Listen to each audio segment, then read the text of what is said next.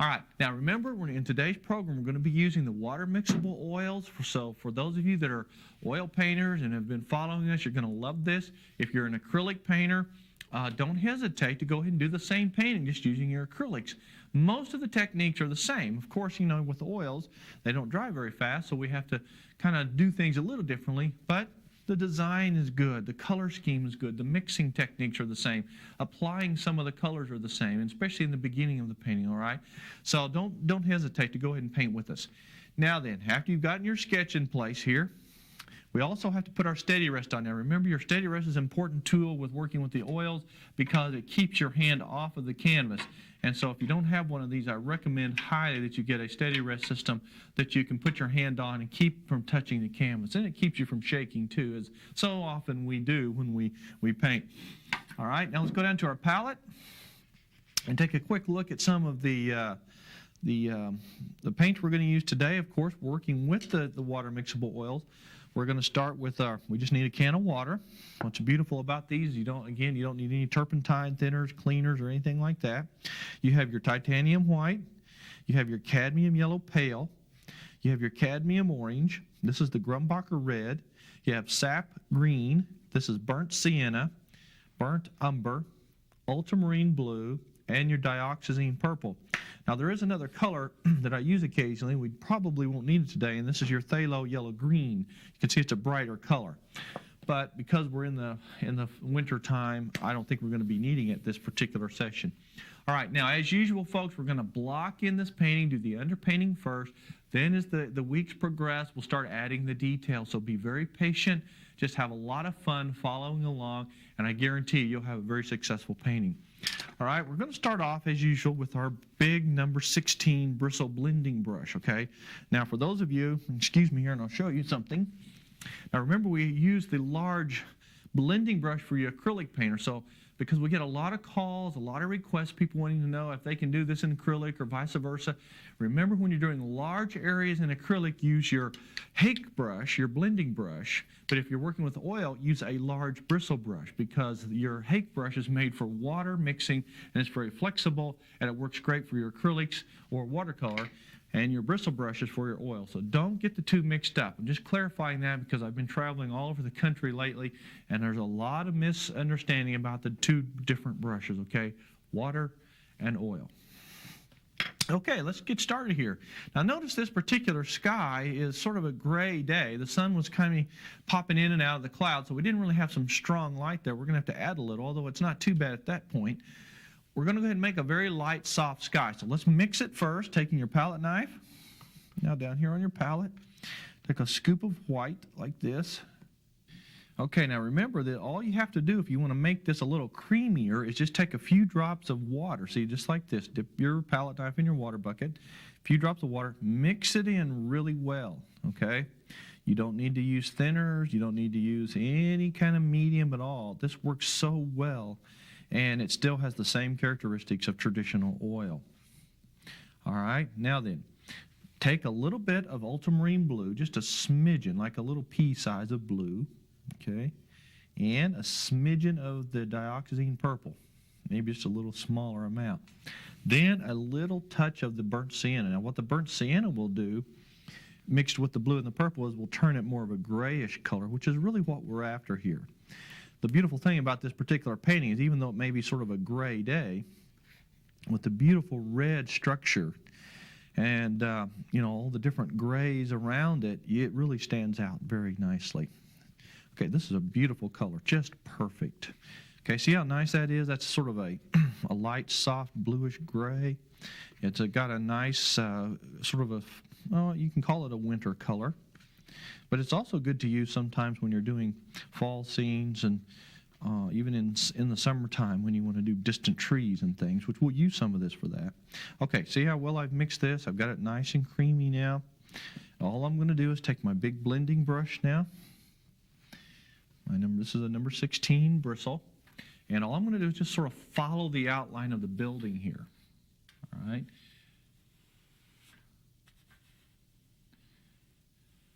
Now I'm going to be a little carefuler this time, and we're a little more careful because this is a little bit complicated on this roof line. Now, if you want to switch to a little smaller brush, for those of you that are struggling a little bit with using that big brush for that to outline with, that's fine. You can use a number 6 or a number 10. What doesn't really matter, just get around the edge. Then switch back to your sky brush or your blending brush here, and you'll be all right. Now, just paint right around the edge, right down into behind where all these trees are going to go, because we're going to add some other color to that. You're going to love this. This is great fun.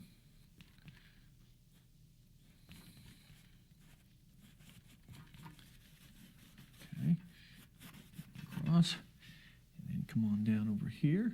Now remember, folks, especially if you're joining us for the first time, and boy, we're so appreciative, by the way, of all the cards and letters and phone calls we've been receiving.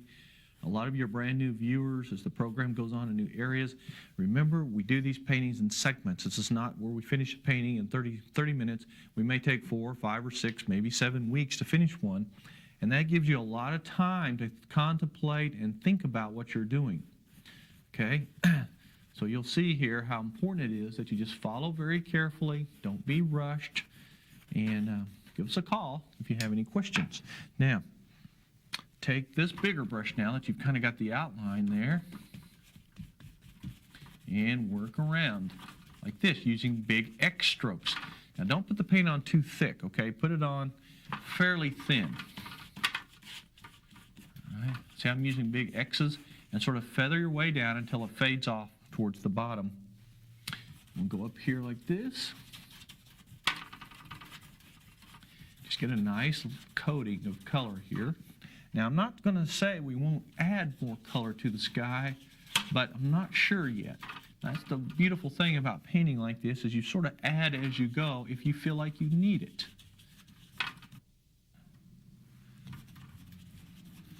Okay. Come on across here. And just keep working your way across. Very quick, very loose, very clean strokes.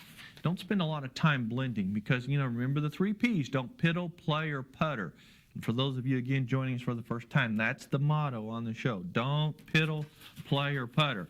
All of you that have painted before know what happens when you do that. Generally speaking, your painting turns to mud. You get frustrated and it doesn't come out like you wanted it to come out. So it's better to put the paint on, leave it just a little bit unfinished, than overwork it and become very dissatisfied. I'd rather be a little unhappy than mad at my painting, and that's what happens to most of us. We overpaint. All right, now we'll finish up this corner here, and then we'll start building in some of our background trees. That's going to be a lot of fun. You'll enjoy how we're going to do that. Okay, now then, see how beautiful that gray is? It's not we're not trying to match the color, but it adds a little more color to the painting than the actual photograph, all right? Now then, lay that brush aside. Go ahead and pick up your number 10 bristle brush now.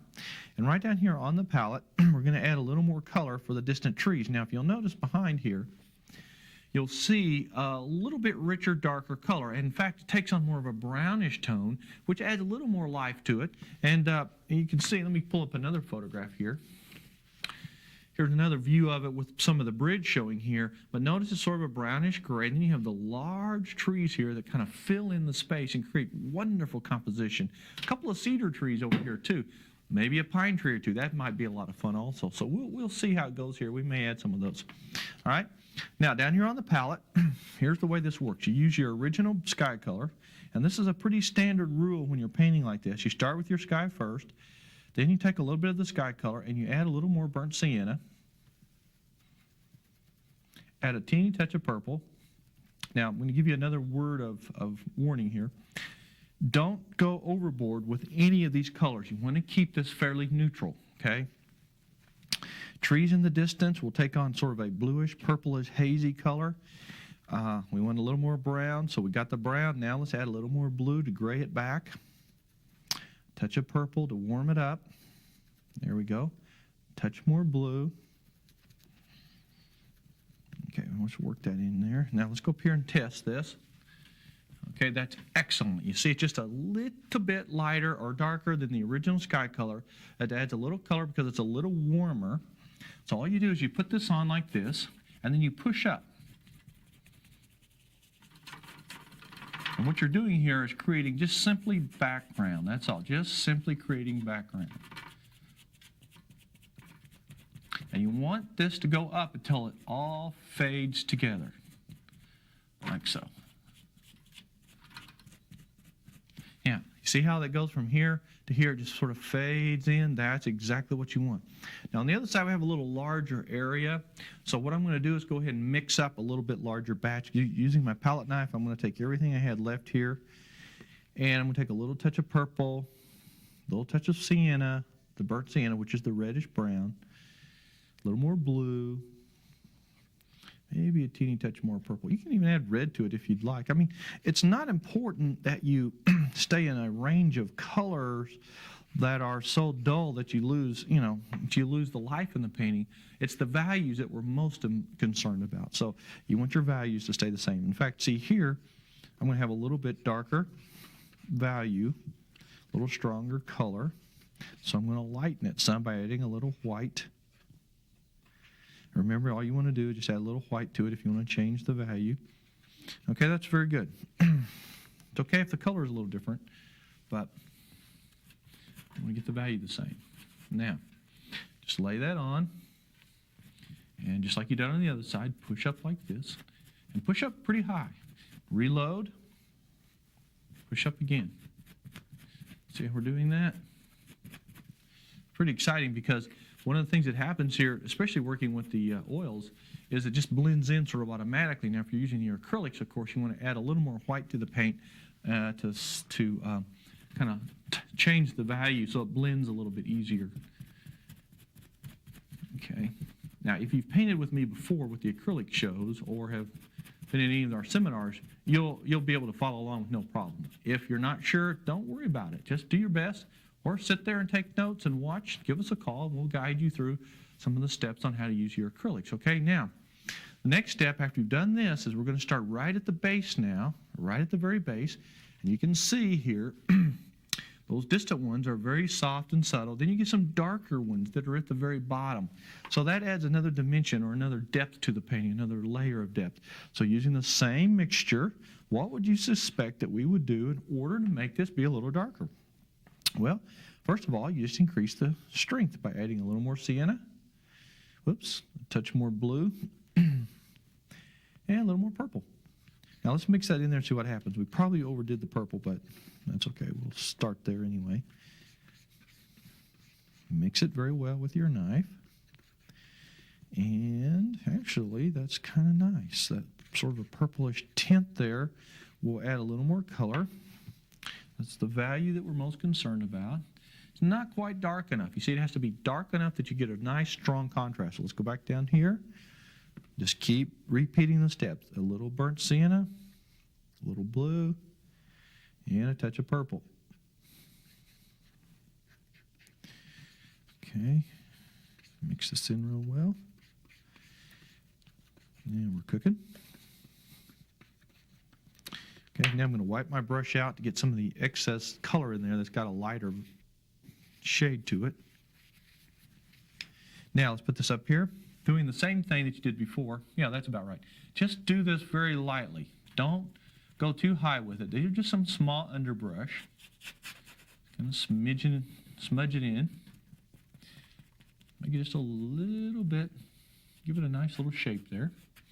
Now see how pretty that is? It gets that, and then you go to your sky. That adds a lot of depth. It looks kind of hazy and mystical atmosphere. That's what we're creating here, and that's what makes a painting so exciting. Do the same thing on this side. Just be careful not to go too high. I mean, you can go high enough to make yourself, make it look like some trees or some bushes and things, but just don't go too far with it. Okay. Oh, this is great fun. And really and truly, I've talked to you a lot about going out on location.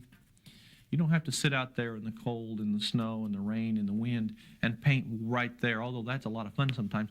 The secret is to get a good 35mm camera and take a lot of reference material. And, I've got probably 30 or 40 different shots now of this particular thing, all different angles, inside the thing, outside the thing, different times of the day. And that's how you create a good painting, is by having a lot of reference material. Then you can run back to your studio and paint it where it's nice and comfortable, but you still experienced all of the things that go into the painting. And one of the things that make a great painting, folks, is being able to feel what you're painting. Now, when I paint this, I can feel the cold because I've been there. I can feel the heat, if that's the case, because I've been there. I can feel the bark on the trees, and I can smell the smells and all the sounds. That's what makes a great painting, okay? I'm going to give you a little story here because it's so exciting. I was at an art show here a while back, and a lady came up to me, and she was just crying. And she was looking at this painting I had done, and I had 2 turtle doves sitting on a tree limb and with dewdrops. And I thought something was wrong. I went up to ask the lady if something was wrong. She said, "No, this painting just makes me so happy I want to cry." She couldn't afford to buy it, but she fell in love with the emotion that it brought out in her. And folks, that's what painting is all about. And that's what I'm going to start teaching more in our classes, is how to put more emotion, more feeling, more of you into each painting, okay? Now then, take your palette knife and let's mix another color. We're going to keep coming forward here now. And as we come a little bit more forward into the painting, you're going to start noticing things getting much darker. Well, of course, that's what creates the tremendous depth in your painting, okay? Well, the first step is to get some of the dead limbs or trees that behind, and they'll be a little closer, all right? So we take our palette knife now. Just take a small little touch of this color. You don't have to mix the whole thing because it won't take much. And let's darken it. This time just add a little more sienna, a little more blue, and a little more purple. And see, it's a smaller amount, so it's going to be a little bit more concentrated. Mix this in very well. A little more blue. You want it to be pretty dark, actually. A touch more blue. Mix that really well. Then we're going to switch to our script brush. Okay. Now that's the number 4 liner brush, or the script brush. And like I've told so many people, it can either be your best friend or your worst enemy. Depends on how you look at it. But it's got the long bristle. Now these are sable. I use a variety, okay, of different sable brushes just because I like sables. They're a little more expensive. You can buy synthetic ones. You can buy a whole lot of different ones on the market. I just happen to like the sables, or a real high quality professional brush, because it gives me a little more control. All right. Now, holding your brush back like this, dip it in the water, come down to your palette, a few drops of water, and you get a nice fluid. Notice now how this is working. Very fluid mixture. It's the same principle as if you were to put linseed oil in this, which of course you could do, but then you're defeating the purpose of using the water mixable oils. Now, I know a lot of you are confused about how could you mix water and oil? Well, traditionally, you can't mix water and oil. But because of the chemical breakdown of the linseed oil and some other things that have been done to this paint, you can now use water instead of the other chemicals. And it's beautiful, okay? Now, see how I've worked this in? It's nice and thin and creamy. I roll my brush to a point, this. All right? Now, this is where you can either freehand this if you'd like, or you can use your steady rest. Now, the steady rest is a great little gadget because if you get a little bit, nervous, you can use it. I don't like to use it in the beginning of my painting because I like my paint to be a little freer. So here's the way it works. Start in the back like this, holding your brush, and from the bottom up. Just start building these little trees. Now, over the years, folks, I have taught thousands and thousands of people of all ages how to paint. And I guess one of the things that seems to deal, that bother most people is how to make this little brush work. I was at a demonstration the other day in Texas, and a lady said, "Well, I do the same thing you do, but I can't make near as many limbs as you make with one load." If you'll notice now, it's how you load the brush. You fill it sort of like a fountain pen, and every time you hold your brush up, see more paint comes down. Don't just dip the tip of it in the paint. Roll the whole brush. Come on down into the palette. So let's see this. It's very important. Roll the brush. Load it completely full. Then roll it out to a point. See, that gets your point, but you've still got a full brush now. Then you start like this. And, of course, If you apply light pressure, you'll get thinner limbs. If you apply heavier pressure, you'll get thicker limbs. Add a little more water, get just a little bit thinner. You can also create a little bit more of a lighter color just by adding the water, because it breaks down the pigment where it's not as dark. See? Okay, so now once you get the hang of this, and I know a lot of you have been painting with me now for years and years and years, and you've pretty well mastered this. And so now it's time to really just improve on the character of the tree. I want you to notice what I'm doing here. You don't have to make every tree so careful that it loses its spontaneous effect. In other words, if you look through here, not every tree is perfectly formed. Some of them are just sort of, whimsical. Just here and there, just kind of floating around. Then every once in a while you have one that's a little more focused, it's a little more structured. So don't just get carried away with all your big trees, which there are a number, but also in between and behind and below, there's a lot of smaller trees that sort of have little tops to them that just kind of go nowhere, okay? They sort of fade into the distance. So do a variety. Don't get stuck with one technique or one type of tree. See, sometimes I'll just make little wispy strokes like this that blend in, creating a little more brush or bushes or small saplings. And this is sort of good for filler material, all right? And be sure you get anything behind the barn in there pretty quick. All right? Isn't that exciting? That is very exciting. And the reason for that is because almost instantly you're creating depth within the painting just by adding a lot of limbs, okay? Now my suggestion and recommendation to you is to take your photograph, whatever it is you're painting, study your trees and sort of learn their basic shapes. Now you can see the main trunk of these trees going up, but you can't really tell exactly what they look like. It's the overall shape that creates the interest in the tree. So as you finish up your trees, just take a look, and if you see one that's just a little bit too standoffish or stand out too much, then you can come back in and add a small limb or two. So you're just taking it off. Always start from the bottom and go up and the inside and go out. Never, never start from the top and come down. You'll always end up with a bird nest, okay?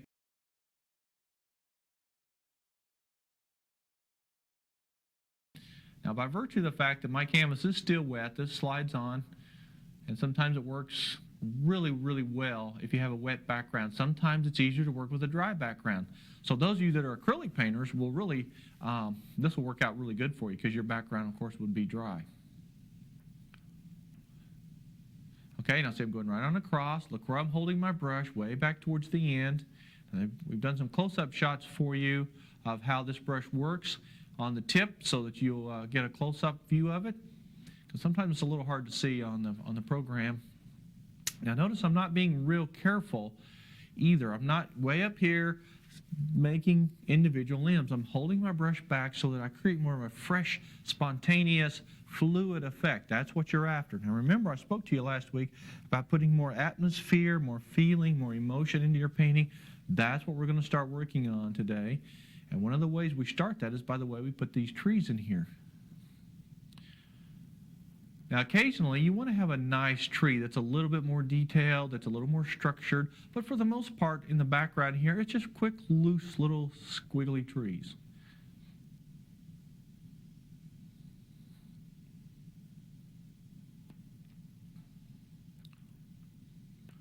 Okay, that's how that works.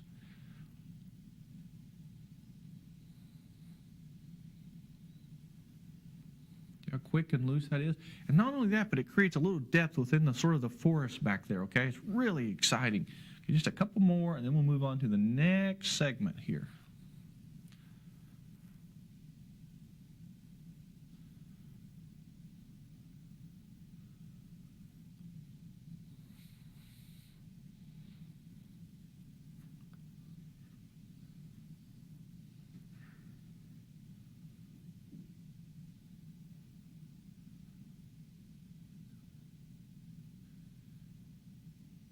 Okay.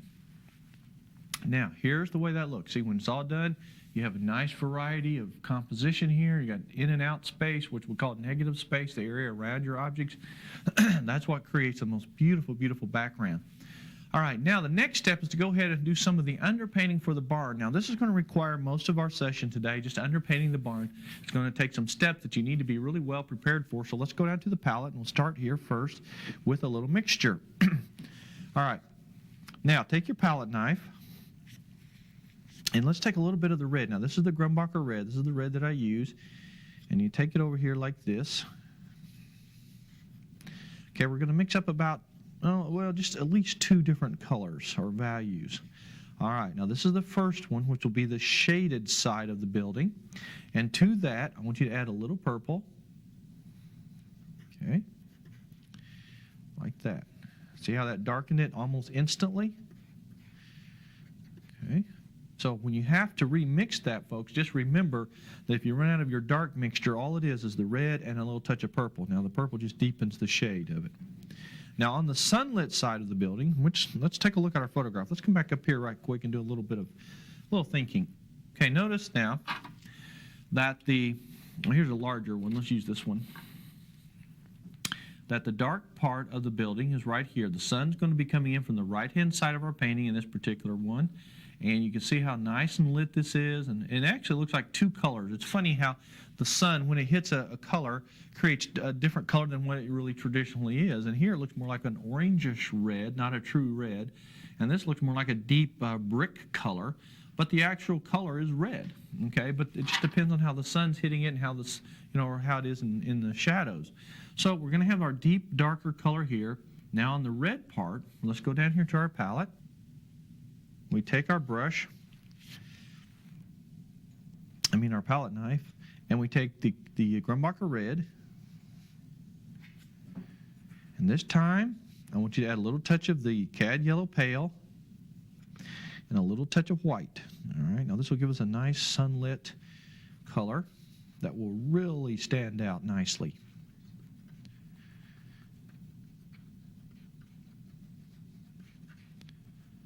Okay, now see how nice those colors contrast each other?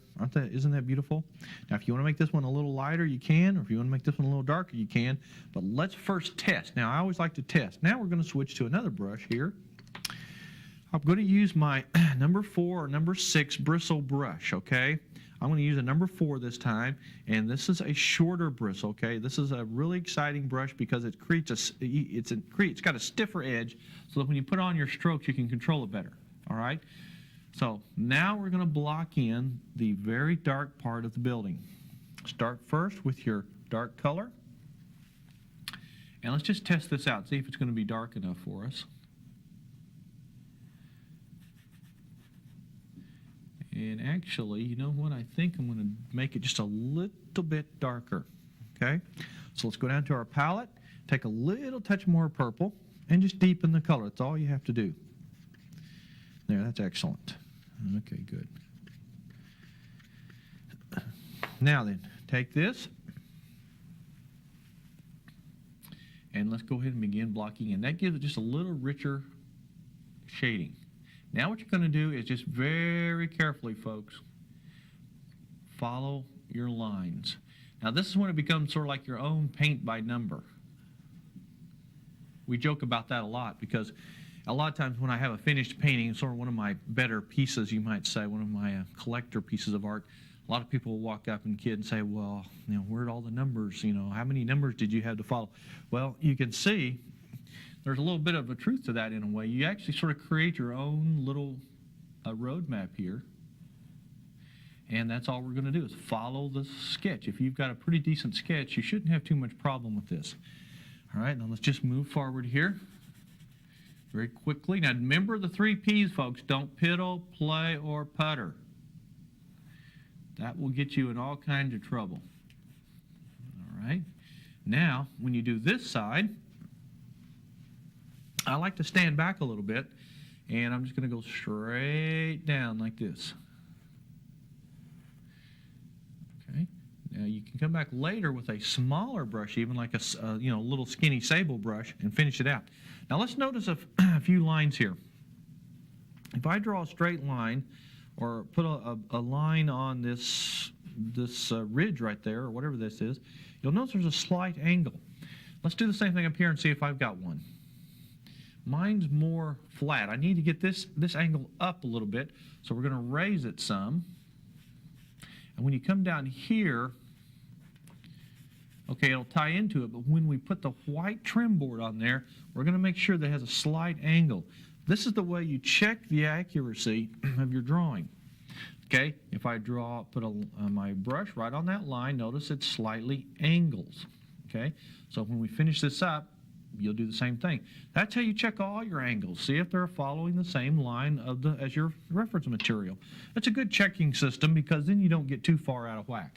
All right, now also make sure your up and down lines, your lines that go vertically, are parallel with each other, but they're also parallel with the sides of the canvas. All right, and a good way to check that is the same way. You can take any kind of instrument that's straight. Let's use our maul stick here.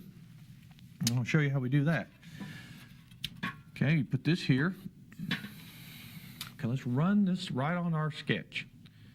Now, you tell me, or you think in your own mind, is this parallel with the sides of the canvas? Because if it is, then your building will be standing up. If it's leaning a little bit either direction, your building's going to look whomper-jawed or out of proportion or out of perspective. Okay, let's take a look here. We're pretty close. So let's go ahead and finish blocking in, making sure that everything is lined up with each other. Now don't worry about it. I just paint right over my windows. That's not an issue because they're a dark color, and when you come back to put the dark on there, it'll cover the red up just perfectly well. I mean, it's okay if you paint around them, but frankly, it just wastes a lot of time. And that's how you get in the habit of puttering, when you start trying to be real, outlining, following it to the T, so to speak.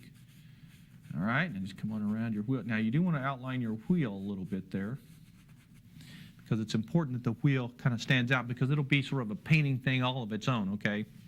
It'll take on its own characteristics, its own color scheme, and a whole bunch of things. All right, now let's get our photograph here. Now, I refer back to my photograph many, many, many times.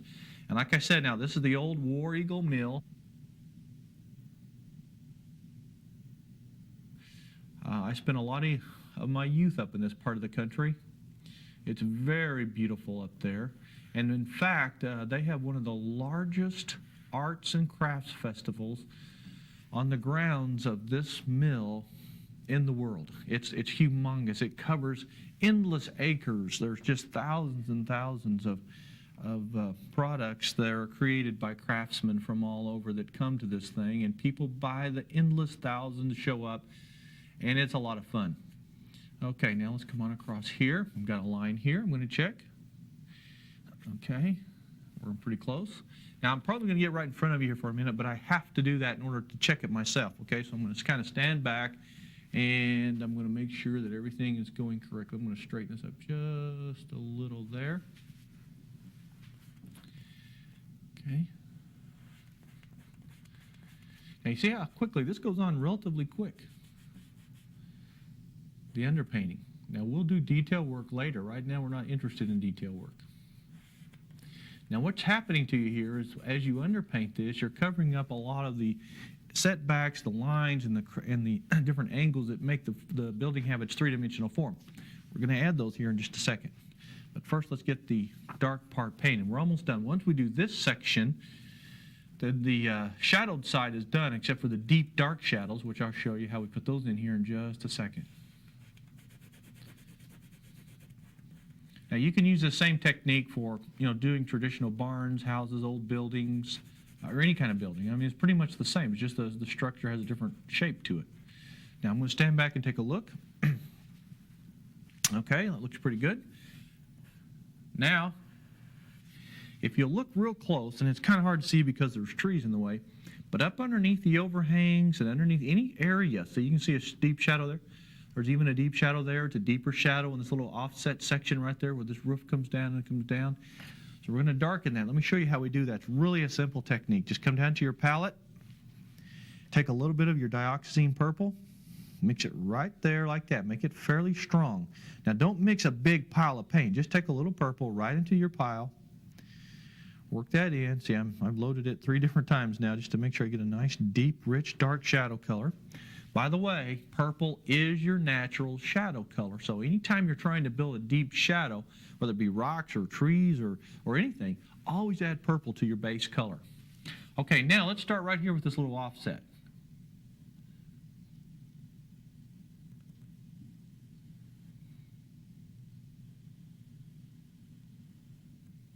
Okay, now I'm going to take a look at that. Very good. Okay, now that will be your little angle so that the building looks like it sets back. Then you come up here. Underneath this roof line, there'll be a shadow. And you'll see that there. I'll kind of soften it just a little bit so it's not a real hard line. Now there is a little harder line there because you're actually looking at the corner of something. Now let's come over here to the side here where this roof kind of sits on top. See, it juts out a little bit. So there'll be a little shadow underneath there as well. Now remember, we've got to angle this. We had our angle a little bit off a while ago, so let's change that. Going to angle that up just slightly. There we go. That's good. Now just kind of blend that in. There'll be a little stronger line there, but it'll be a softer line here because that's where the shadow ends. All right, so now you have those deeper shadows there, and that creates a little more three-dimensional form. Now let's come back underneath the overhangs, the eaves. Now if you have a little more confidence in a smaller brush, I'll show you where we go to that. Now I'm using a number 4 sable brush. Now once again, folks, there are many brushes on the market, okay? I just recommend sables and a good quality bristle brush because you get better results. But buy what you can afford. That's all you have to do to get started. And as you can, well, progress up to more expensive brushes. These are not pure red sable so much, but you can buy all kinds of synthetics. You can buy blends of sables and different hairs.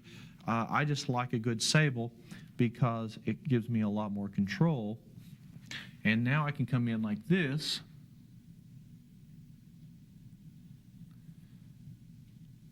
Like this. And you create a little shadow right there. Come back and reload, and this is where maybe your steady rest will come in handy this time for you. Oops, let's get this back down so we don't lose it.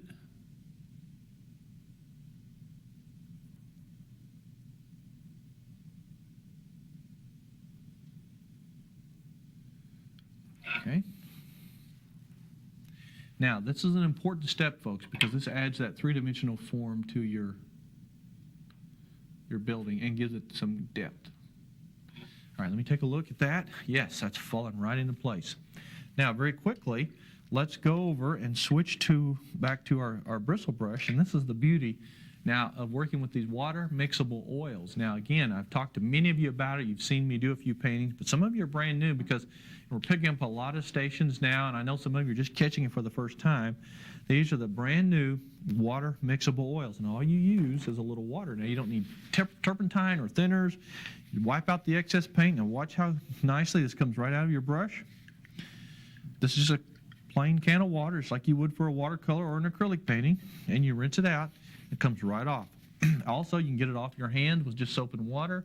You just use, if you get it on your clothes, it'll even work. Okay, now let's go down to our lighter color. Remember, we mix this lighter shade, and we do the same thing over here. Just very quickly block in your building.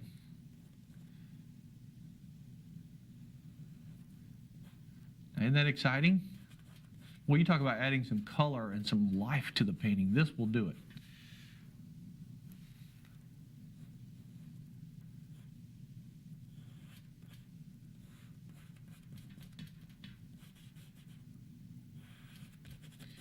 Don't have to be too careful. Just kind of scrub it on there.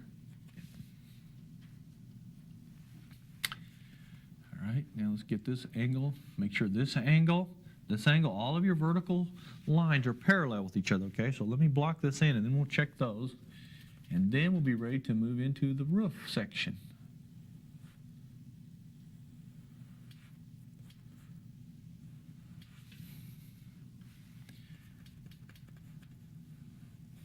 I'll tell you, there's nothing more exciting than taking a blank canvas and just having a good time turning it into something beautiful, something that you created on your own. Okay, now I'm going to stand back once again and take a quick look. We're just a little bit off on a few things, but not too much. Eventually, over a period of time, you'll be able to use the naked eye, just your own eye, to see if things are off without having to use any measuring guides or anything like that. Okay? Now then, the next step is to move right up in here on this part, which is the same technique, but I want you to notice something here. That dark shadow that runs here, here, and here will come across there. But first, let's go ahead and block in the top part of it.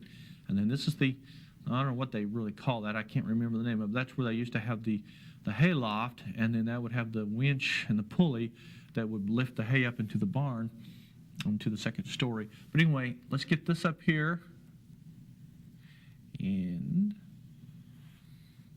lock in this angle.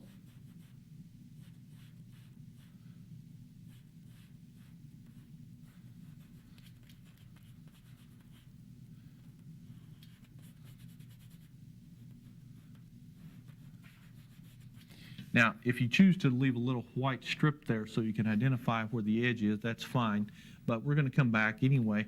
It's just that sometimes it's a little easier if you have a little guide.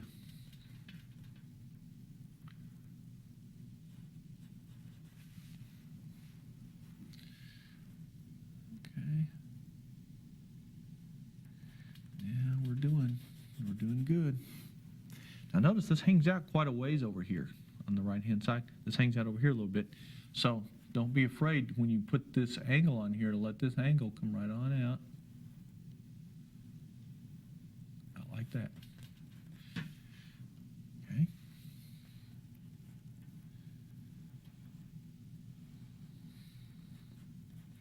All right. Excellent. Okay, now then, after you've got that pretty well conquered, then we come back with the dark shadow color, and we go ahead and we put that in there, and we put the shadow color there. Then we work on the roof. Then we come back and do the doors and windows. There's a process and a systematic approach to doing this so that you don't get confused and too lost or frustrated, because frustration can create a lot of problems for you. Now I'm going to rinse my brush out again. I love this. And there's no odor either. You know, years ago when I first started painting with oils, I became so allergic to them, I had to quit. I just couldn't, so that's why I switched to acrylic. And then when the new water mixable oils came into existence, changed my painting techniques, my abilities, and all kinds of things tremendously. And I can paint in the house again, and you don't smell up your house or your studio. All right? Now let's just take that dark purple, a little bit of that red, and get a nice, deep, rich shadow color. And that goes right here.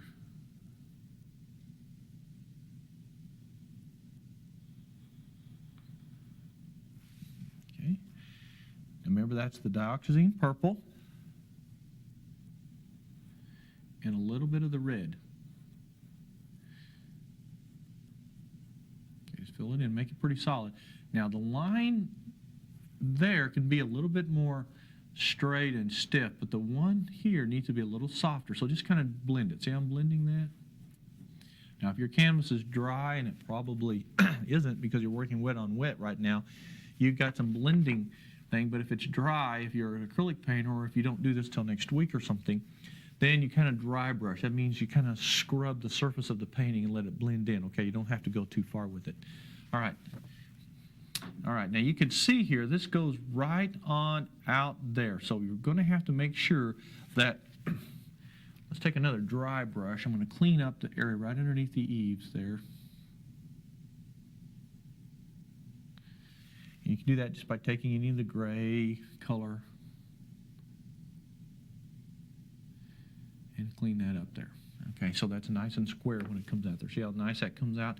And of course, then when you add your white trim board across there, that finishes it out.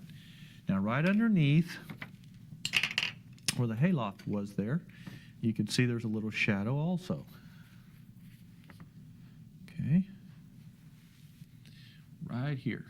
That's going to be in shadow.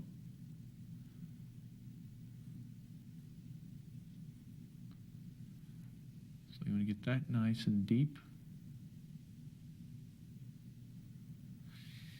Now you've created another three-dimensional effect. Okay, now then, very quickly, because as usual, we're running out of time, and it seems like I just get started. We got to stop again. I have no idea where the time goes, but that's the beauty of painting, and probably because I talk too much, but at least I'm teaching you some good things here.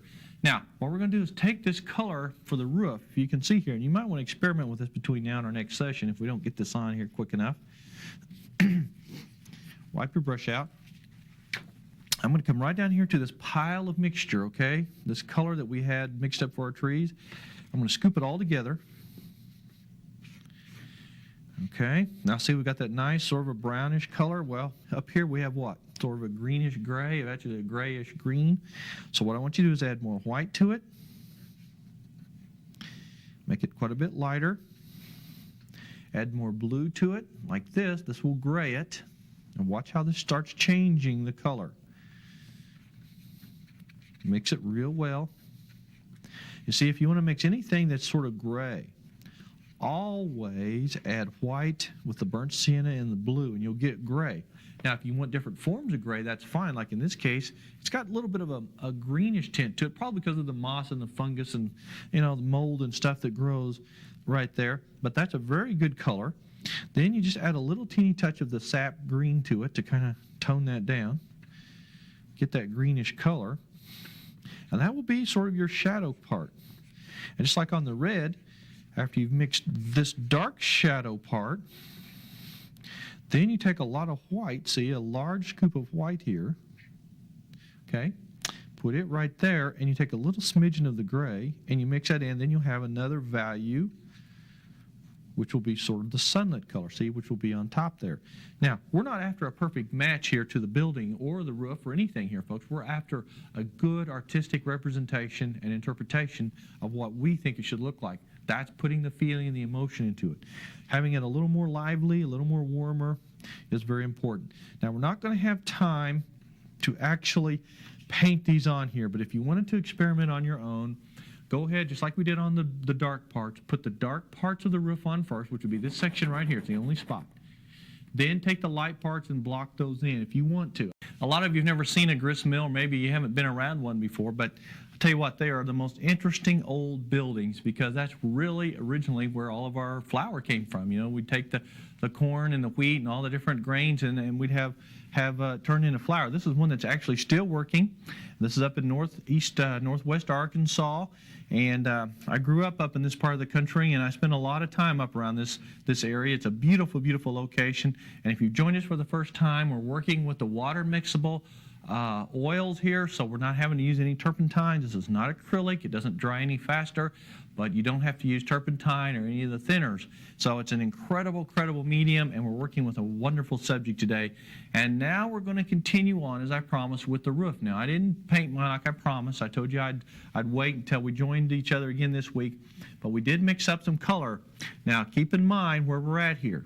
Notice the sun's coming in from the right-hand side. We have a small dark section of the roof here, which is what I'm putting on here. Then we have the lighter sections, okay, just like we have a light and dark side here. Now remember down here on our mixture, where we left off last week, we had just finished mixing both of these colors. All right, we have the dark and the light. So let's take the dark now, and I'm using my little sable brush. This is my number 4 sable brush. And I'm going to go ahead and just block in the basic shape and location of this section of the roof, okay? So let's do that quickly. And once we have this roof all blocked in, then we'll come back and start putting in some of the miscellaneous details, the intermediate details that give this barn its tremendous character. All right, now also I want to keep in mind that working with this particular technique with the oils, these water mixable oils, I paint these paintings in succession. We do several, segments in a day or 2 or 3 days in a row. So my painting is still wet.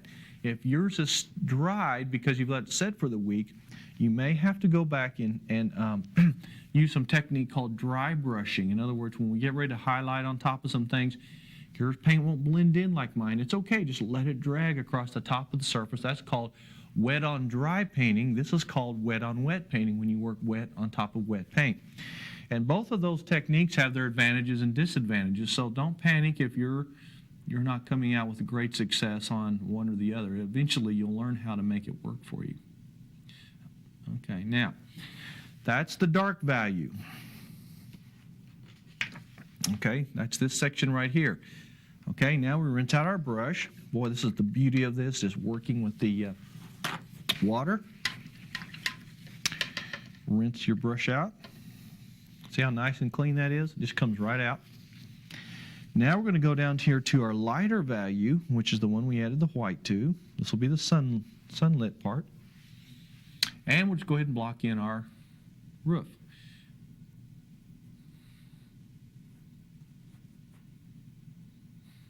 Okay, just kind of block it in kind of quickly. Now remember, again, the 3 Ps, our motto on the show here is don't piddle, play, or putter. Very, very important.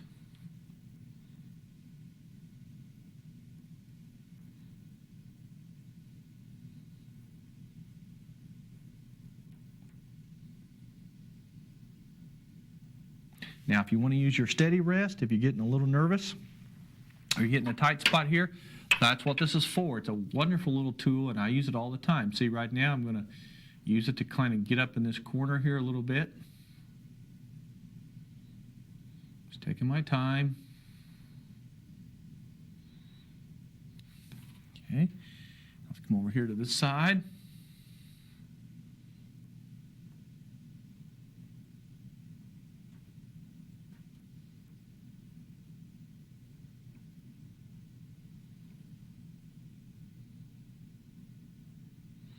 Now we're getting there, little by little.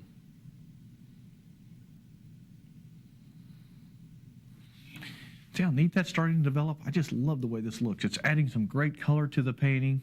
Even though it's a sort of a cool or even a cold winter day, you just by adding just little bits of color, you can create such a warmth to the painting that adds tremendous emotion.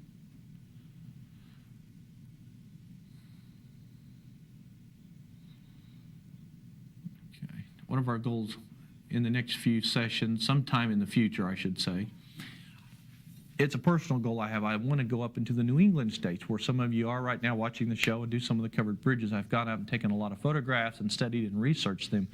But I think this technique would really be conducive and really work well for those particular bridges. So sometime we're going to do that, and you can join us for that. Now, after you've blocked in the basic lights and darks of the red part and the roof part, then let's go back in and just block in our windows, okay?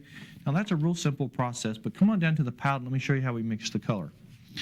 Now remember that purple is your natural shadow color, and in this particular case, we've been using the purple in the red to give it that real deep body.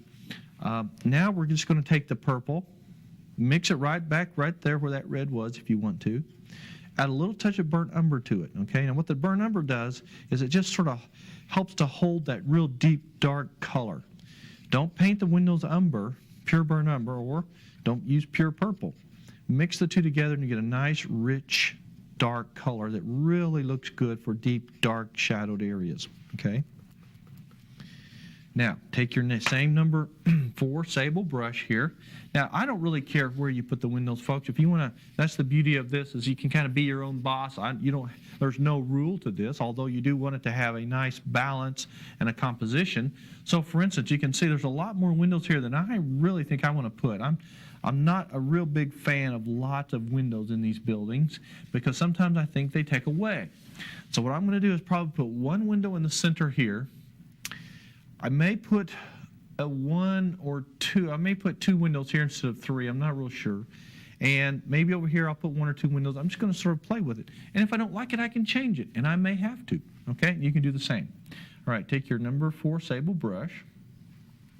And let's go ahead and block in a window here. Like this.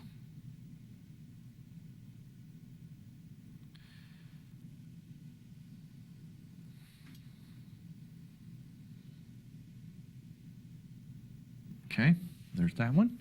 Now let's come down here. As a matter of fact, before I forget about it, I think I'm going to go ahead and just kind of paint this out here.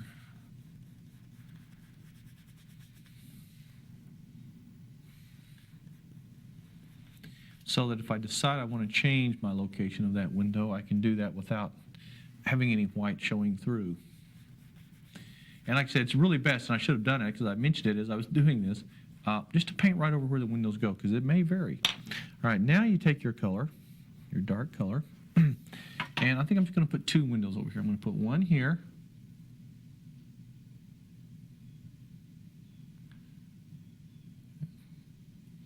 and one here.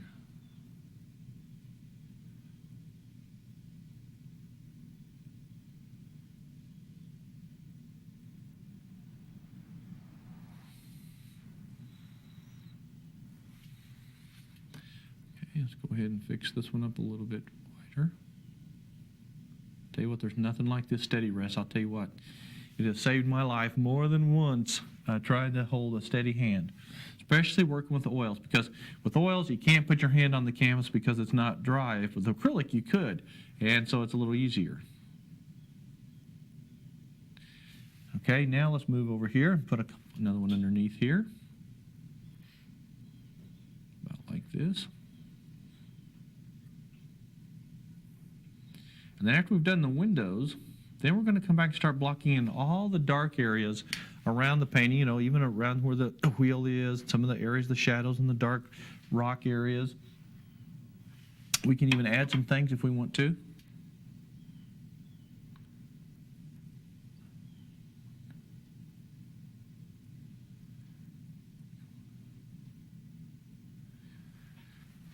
Okay, now the next step is to come over here and put these windows in. I think I'm just going to do the same thing over here on this side, at least on this part. I'm just going to put one window up here, maybe a fairly large one. And they've made this old mill look kind of like a barn. And, you know, we've painted a number of barns in our session, so I didn't want to get too repetitive here, but it's such a beautiful structure and it's such a neat location. I thought it would be fun to go ahead and do this one. And let's put the, there's a window here which I kind of like. It adds an interesting balance to things. And there's one here.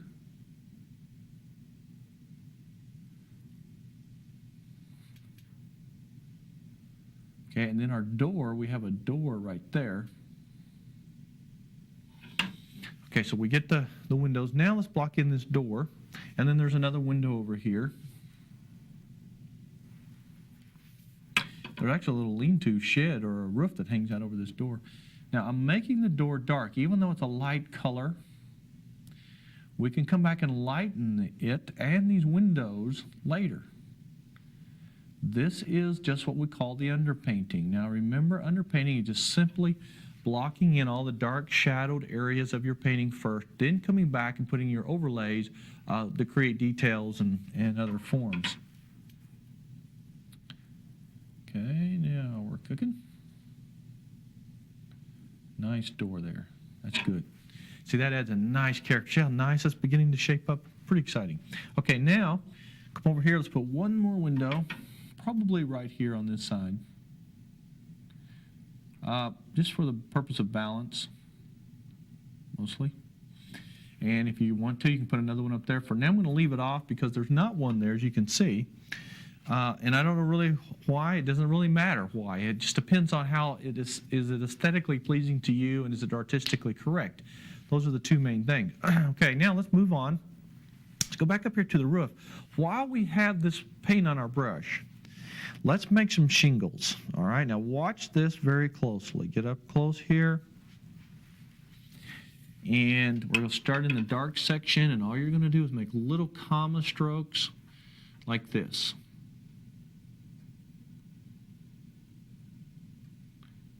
Because all you want to do is suggest the fact that there are shingles, that we're not actually making shingles per se. We're just suggesting. Now remember, folks, painting is 90% illusion.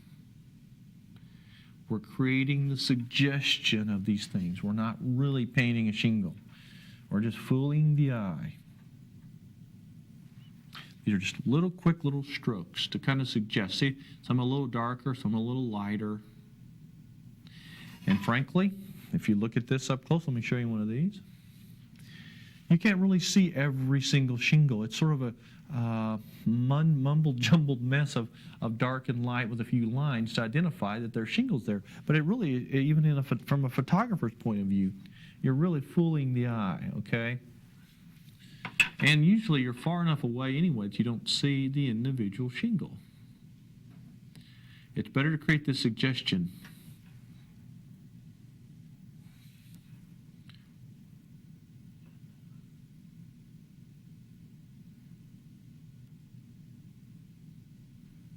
Okay, and see, you want little dark and light spots. That's what creates a little bit of character, makes it fun to look at.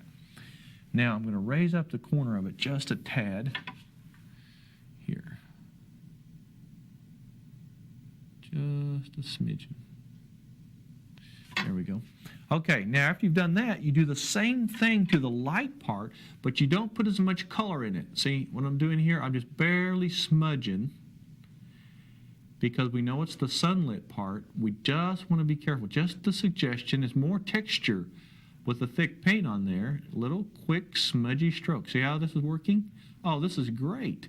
It looks just like the effect of shingles without really doing anything. Over here, now they come back this way. So you just apply a little pressure and that lets some of the paint come out of your brush.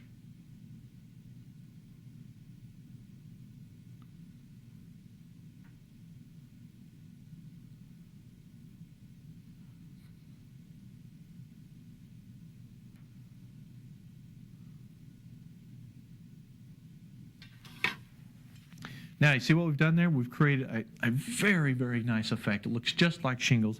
And then, when you take your little script brush, now this is everybody's favorite brush, you come down here, take a little water, with a little bit of this dark mixture, this purplish brown mixture,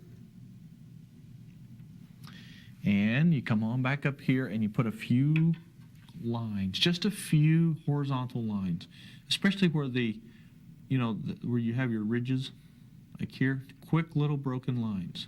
Don't make a solid straight line, folks. That'll get you in real big trouble. But you want to identify where your breaks are. See just a little there, and then you'll have one here. See how that kind of separates those angles and makes them look, they're a lot more identifiable. And then occasionally you come along here like this, just with a few little horizontal lines that fall in line with the rest of it. And then when you stand back and look at this, you create just a perfect illusion that there are a lot. This is an old shingled roof. You can have a few downward lines as long as they fit the angle of the roof, and you're in business. It doesn't take much, folks, to look just like an old roof. It's so much fun, and it's very, very easy to do. All right, now let's get off of that for a little while, because we've been on that for the last session and part of this session. Let's move on down to the immediate ground around the building. Let's switch back to our number 6 bristle brush now, or number 4. Actually, this is the number 4. Take the water, rinse it out. Now, the area that surrounds the building here is going to have to be blocked in a more of an earth tone color. So let's go down here to the palette again, using some of our gray here. See the dark gray? This is now where you can start adding some things like maybe a little sienna, a touch of umber maybe. Don't mix the whole pile. Just take a little smidgen of it. You can add a touch of purple to warm it up, but you want it to be a little darker here, see? Then you come up over here on the right-hand side, and what you're going to do now is you're just going to sort of scumble. And scumbling just means there's no particular organization to the stroke. It's just there, okay? And you're going to just suggest, like, see, almost in all of these old buildings back in the, in the Midwest there, they had a stone foundation. Very rarely were they brick. Most of them were stone or some kind of rock. Sometimes they had concrete when they had it available, but most of these were stone. And so what I like to do is sort of suggest just a dark underpainting here as though this is part of a stone wall. And stone walls are wonderful artistic things to work on. They create incredible subjects to paint. Okay, see, I'm just kind of blocking this in here. This is great fun because it suggests a lot of things, and it finishes out this part of the painting. Now here I'm just taking some of it and tying it into my background there. Now yes, we're going to come back and highlight. I don't want anyone, especially if you've just joined us for the first time, say you just caught us at this point. Remember, we're underpainting. All the details, the highlights, the character comes in the last 2 or 3 sessions. So for this session and the next session, we're going to be mostly underpainting. Not a whole lot happening in terms of true finish work. Okay, now let's go on here. Also, around the wheel and inside this wheel, it's going to be very dark. Now remember, we don't have the wheel to look at because it's hidden. They've covered it up for some reason. I'm not sure why. Maybe to protect it from the elements, because it is very old. Now right here, I've added a little more purple and a little more brown to get this real dark, because this is on the shadowed side. So you want to get that nice and dark right in there.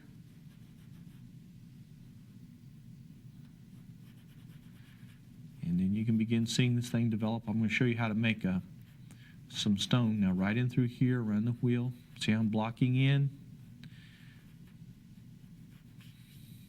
We're here. Okay. Just keep coming around. Now this is the part of the painting that most of you as beginners or novices will struggle with the most, because you're saying, well, it doesn't make a whole lot of sense to me. Well, it won't, because what you're used to doing is drawing every little thing in perfect order and then filling it in truly like a paint by number. Although we do have a sketch here to follow, we're not painting it like a paint by number. We're using our artistic imagination and our artistic license to create these different things. Now around here, this will be dark. Let's see if I can point out some of the things we're doing. Here's this wall at the base, which is what we're putting on here. Okay. Here we have some just grass and a little ground right there. We have another wall that comes down here, and then this wall sort of curves and comes out towards us. And then right here is where the wheel is. You can't see it though, because they have all of this covered up. So we're going to add that. Just want to keep you informed of where we're headed so that you won't get confused. All right, but because this is on the left-hand side, of course, it will be in the shadowed section, and so we can't make it too light. All righty.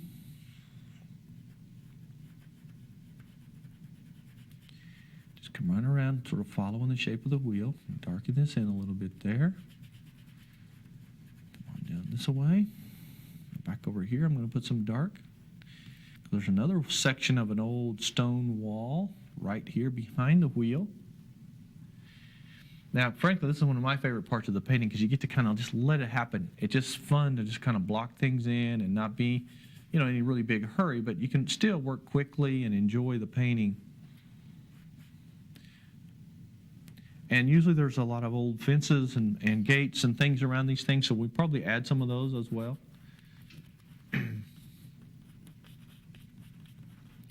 Okay, now while we're at it, let's go ahead and block in the dark part of the wheel. Now this is pretty exciting. I want you to watch this. Let's get our charcoal here. Okay, now your wheel sketched in is sort of in an oval shape, okay? Now it's very much like a wagon wheel or anything that's got spokes. It's really got these spokes. Here's the center. The hub is right here. And it's got a little shaft that goes back into the building there, and then it goes up into this part and turns a big grinder that grinds the grain. There is all of these supports, these cross supports that go in like this. Very much like a wagon wheel.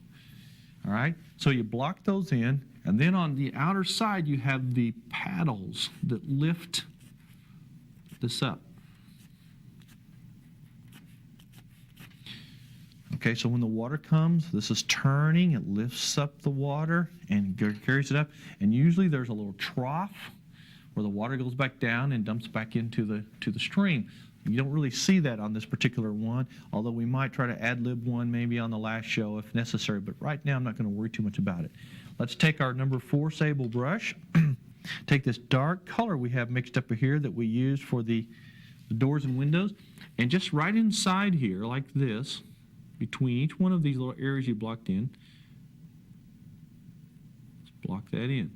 Now what I want you to do here is leave a little white strip where the supports are, the strokes there. Finish this up and show you a little bit more. So it's kind of like slicing a pie. If you think about a pie that's sliced up in sections.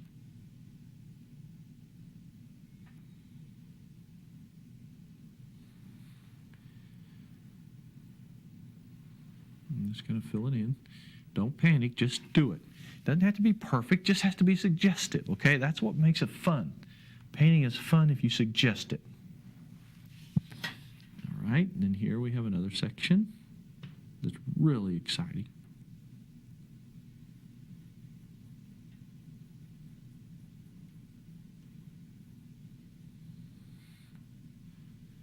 And then here, of course.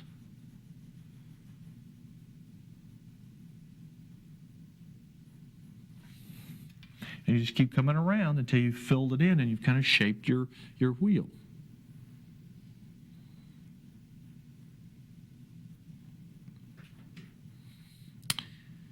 Alrighty. Now see here I'm using my hand to steady my hand instead of the stick because of the location, but if you want to, you can just put it right up here and do the same thing. Okay. Now we've just about got this blocked in where we can move into the next section here. Okay, so you've blocked that in. You can see now the white I don't know, they're not called spokes, but anyway, those are the braces that support that. Now across the wheel, you're going to have some dark shadows like this. Very parallel with the top and bottom of your painting. See, I'm doing this. This is simply the paddles that are built within the wheel, and that will create the lift. See, already just by putting a few lines there, you've created that tremendous effect there. Just little horizontal lines like this.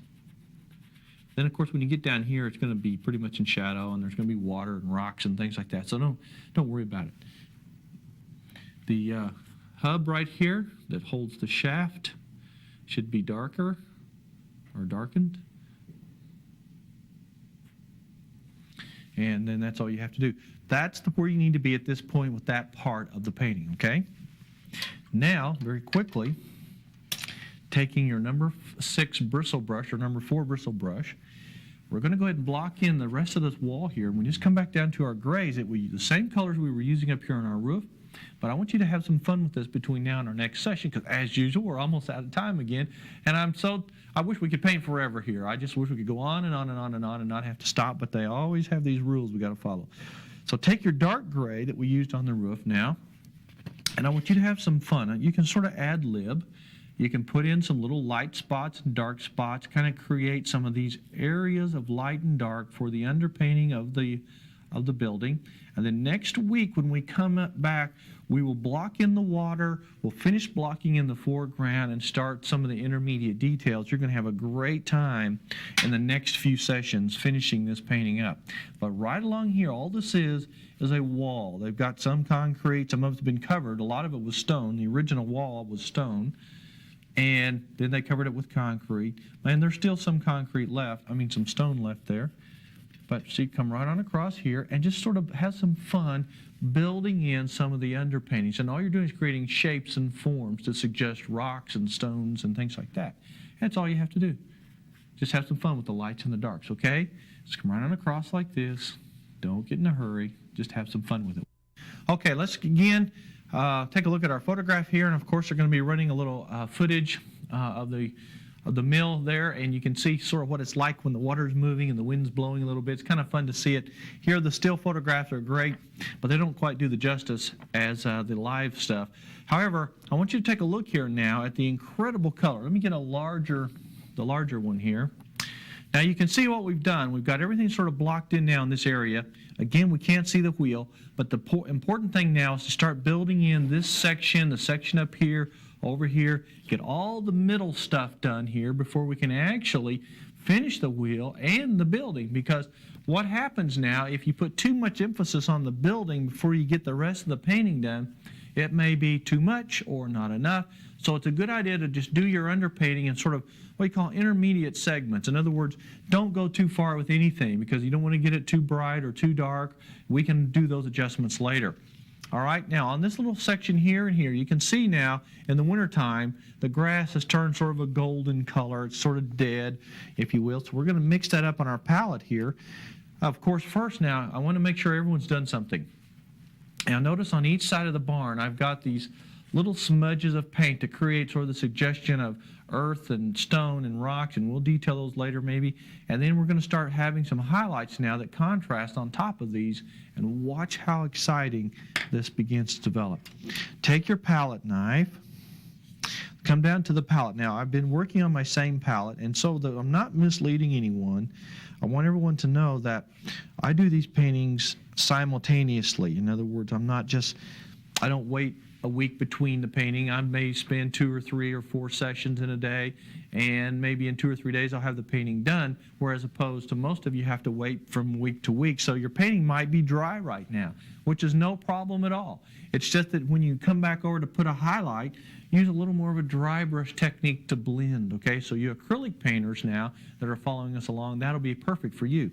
Remember, we are working with the new water mixable oils for those of you that have just joined us. So we're not working with acrylic, we're working with the water mixable oil. All you need is a little water. Come down here to your palette now. Take white, a little touch of yellow, a little touch of umber, and let's mix up this beautiful, this is going to sound real interesting, this beautiful ugly color, okay? Well, artistically speaking, you can do that and get away with it. To most people, this is a yucky color, but to an artist, this is beautiful. And this is one of the more grayer colors. Let's put the little test up here and see what we got. Because I want it to be a little bit lighter, a little bit more vibrant. So the way we're going to do that is I'm going to add a little more white and a teeny touch more yellow. Okay? Let's mix that in there. That'll give us a little bit lighter value and a little stronger color that will be a little bit more conducive to the winter grasses that have died. Yeah, I think we can live with that. All right, now I'm going to take my number 10 bristle brush, and I'm just going to rinse this out. Now, once again, what's so beautiful about using these water mixable oils is you don't have the odor that you used to have, although there are regular oils that they've been modified. I don't know how they did it, but they did it. It's going to revolutionize the art world, folks. So if you've had to stop painting with oils, now is your chance to get them back out again. Now, this is going to be grass, the little grass up here. I don't want to paint it just like I see it there. Now, this mill is still working, by the way, just so you'll know. And there are lots of people that come here and buy, flour. You can even bring in some of your own grains and have it ground into flour. But it's just a little bit too worn, a little bit too much traffic. So what I'm going to do is make it a little bit more wild. And what I'm going to do here is lay the paint on. And I'm going to kind of fluff it up here to create the suggestion of grass, maybe some little bushes. But see, this is a neat thing because you don't have to worry now about making it look too trimmed up. All right? Just put it on and sort of smudge it like this. This is great.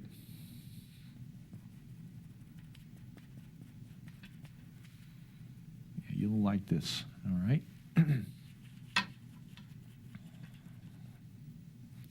And right on top here, I'm going to add a little white to this. See, I've just put a little white. Just put a little dab like that right on top. That creates more of a sunlit effect, as well as sort of caps that out there. Oh, that's great. Now, this is sort of an impressionistic approach. And I'm going to go ahead and pull this up over here so it looks like there's a bush coming up in there. And as we get down into the center part, or the bottom, then I want you to come back and add a little more burnt sienna to it. Just take some burnt sienna, like this. And there's a reason for that. Number one, it gives it a little bit of color, and it repeats a little bit of the reddish tints and colors that we're using in the barn, okay? But that adds just a nice little touch there. A little more sienna there. Okay, very good. Now let's come over here on this side and do a similar thing. So this grass, it comes right on down to the water's edge.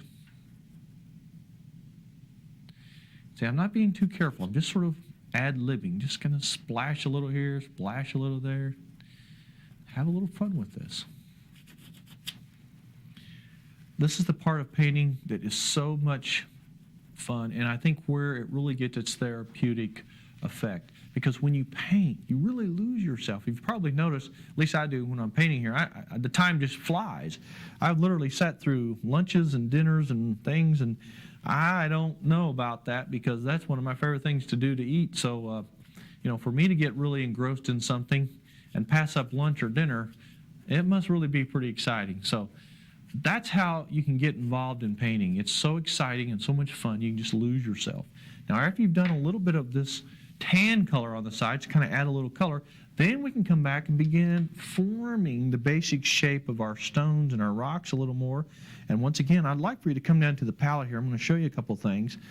Again, I'm using the same palette I started with from the very beginning. I like to do that. Now, many people like to start with a fresh palette every time they start a new session, or in fact, every hour or two they get a fresh palette. I don't like to do that, but if you do, that's fine. I'm using my grays. Any of the gray colors, the earth tones are fine now. And you just take your sienna, a little umber, a little blue, a little purple, even a little green. And that's how you build out of those colors, okay? Then I'm going to come over here now, and I'm going to put a little dark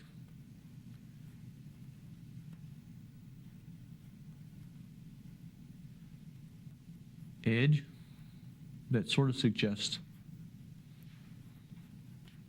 a section of wall. Now, let me explain something to you. The water's coming in like this, okay? Sometimes you'll have what they call a split in the river or the stream when they come up to these mills. Sometimes there'll be a little offshoot from a stream, and then it will feed back in, and quite frankly, I have a feeling that's what this does. I know several that do. But the water comes in, hit the wheel, comes over, goes between this wall and this section. There's a little feeder that comes in this way that runs back into the main stream again. That's good fishing back in there. I've fished some of those before. It's really kind of fun. So if you're a fisherman, keep that in mind. All right, now here, I'm going to take a section like this, and I'm going to put a couple of support poles like a fence right there on this side. Now, just because we have this wheel right here now, we're going to have to put some dark shadows in here because the sun's coming in this way, and all the area down and through here will be sort of in shadow, okay? So let's finish our section of wall and across here, and then we're going to start building the water.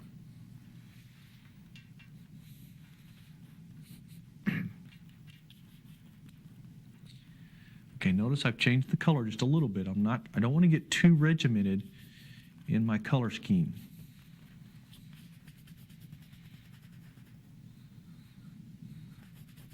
All right, now the fun begins. We're going to start building the water as it comes down here, okay? Let's go down to our palette and remix. Now keep all your colors here because you're going to be using them. You just got to find the spot to do it. I think I'll do it right here where this white is. In fact, let's add a little bit more white. Right here. A touch more there. Now I want you to notice what a deep aqua color. We're going to mix that in just a second, but I want you to notice something here. It adds tremendous color to such a gray winter day, and some of the reflection from the buildings and the trees you can actually see in the water, but because it's rippled and because it's the color it doesn't show a lot of pure color. But you can still see a little bit of a reddish color here. You can see a darker value here, so you can see the actual shape of the building sort of reflected there, part of the bridge and so forth. So we will reflect some colors down in here also to kind of give this a little more character. But let's go down to the palette now, and I'll show you how to mix this aqua color. First thing, of course, we have this beautiful big pile of white here, okay? Now to that, I want you to add about a fourth, at least a fourth, as much ultramarine blue. A little more there. Let's mix it first and see what color this ends up being, and if it's dark enough or too light or whatever it is. Okay, let's mix this good. Now this is probably a little more than we need, but it's okay. We'll use it some other time in something else. You know, you literally can, if you overmix something, you can take this and get some little containers like baby food jars or anything that has a seal on it, and you can put the paint in there and save it for a long time. So you might want to think about that. You can't get it back in the tube, but you can sure save it for other paintings by putting it into something else. Okay, now, that's pretty close for now. Let's go ahead and take a little bit of our sap green, okay, mix in with that. A little touch of yellow. Let's mix that. And you can see it turn already a nice color, more of an aqua color. Now, this will be our base color. Now, let me show you what I talk about when I talk about a base color. You see the light parts of it? The areas between the darker values there, that's what that is. It's almost a perfect match for that. Then we come back with the darker greens and add that as we go. So we'll mix a small section of that too. So wipe this out. See if I can find a clean spot here to do this.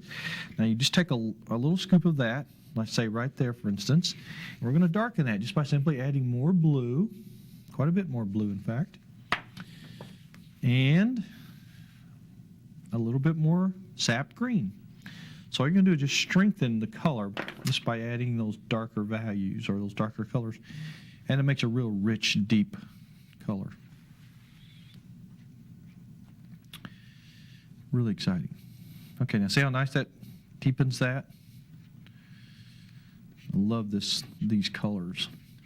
I've done a few seascapes recently in some of our workshops around the country, and I've had a lot of fun with those. Okay, now see you've got a nice, rich, deep color there. If you want a little more green in it, which I think I'm going to add, that's fine. At this point, it's sort of up to you, okay? Now, take your number 6 bristle brush or your number 4 bristle brush. Start with the dark color first, and start right down in like this. And using sort of a comma stroke, back and forth. Now I want you to go right up into the edge of this color you just blended now, covering the canvas good, making sure that there's no canvas showing through. Go right up to the edge and be sure that there's no white. Okay, so I'm coming in, blending it in. Now see how quick and loose this is?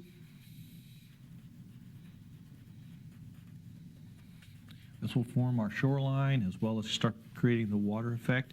And as you come out here, the water gets a little bit cleaner.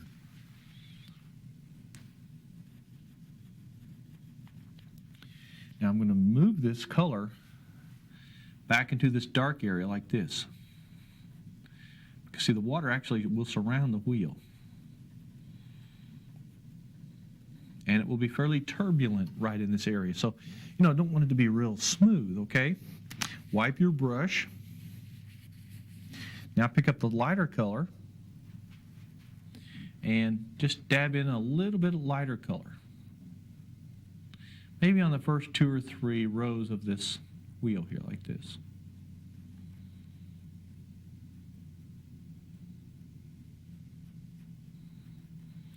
And you sort of hide the bottom of the wheel into the water as it's going around like this. Then you take the light color again, and you add a few quick little light dabs like this to create some ripples in the water and the turbulence along the edges. Don't piddle, play, or putter. Now remember, folks, the 3 Ps, that's been my motto from the very beginning years ago when we began the program. Do not piddle, play, or putter, because when you piddle with something, especially when you get into an area like this or some areas where you start blending a lot of colors, what happens? I've heard it from almost every one of you. It turns to mud. You get frustrated. You want to quit. You get discouraged, and you don't want to paint again. So remember, keep your painting fresh by not overworking it, okay? I wipe my brush often, as you probably notice, and I keep fresh paint going all the time. That way it doesn't get muddy. I don't spend a lot of time trying to blend and fix something, all right? Now, let's just keep coming on out into the main body of the water here with the darker color. And it gets a little bit cleaner. But notice the short, choppy strokes. This is going to be a lot of fun. This is a good exercise for you to loosen up and be a little bit free, not get too tight. Leave it kind of choppy, because it is kind of choppy. This water, these were not on lakes. These were on streams and rivers where there was movement. That's the force that kept the wheel turning. So It's just like turning the big turbines, the generators that create electricity. The same principle. Okay, now let me throw out a couple of little interesting tidbits of information here. As you go along here now, and you start seeing this develop, in some cases it can get a little monotonous and a little bit boring, just repeating the same stroke over and over and over and over, and especially if the color is pretty much the same. So what I'm going to recommend that you do from time to time here, dip into some other colors, maybe add a little pure blue to it once in a while, just to kind of break the monotony of it. So you don't have to, don't go overboard with it, but a little blue here and there, maybe a little green, just a sap green maybe. See? Maybe a little purple. It doesn't really matter that much as long as you stay within the range of the values and the colors that make the painting work. Also, right along the edge, and I'm going to show this to you because it's true, you can see right along the very edge on almost every case, it's much darker, okay? So before we get too carried away, let's go ahead and darken our shoreline. However, let's do this real quick. Let's get this water on across here first. Then we can do that. I'm using the darker color here to kind of establish our shoreline. Then we'll put the real dark edge. That really three-dimensionalizes the water's edge in the water.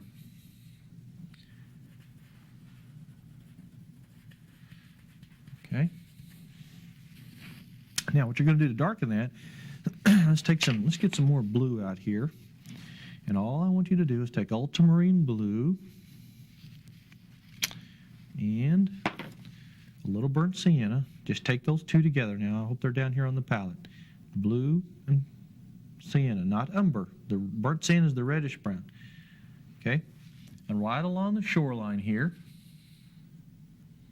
I want you to create some nice dark little ridges, little shadows. And what you're sort of doing here is blending the water and the shoreline together.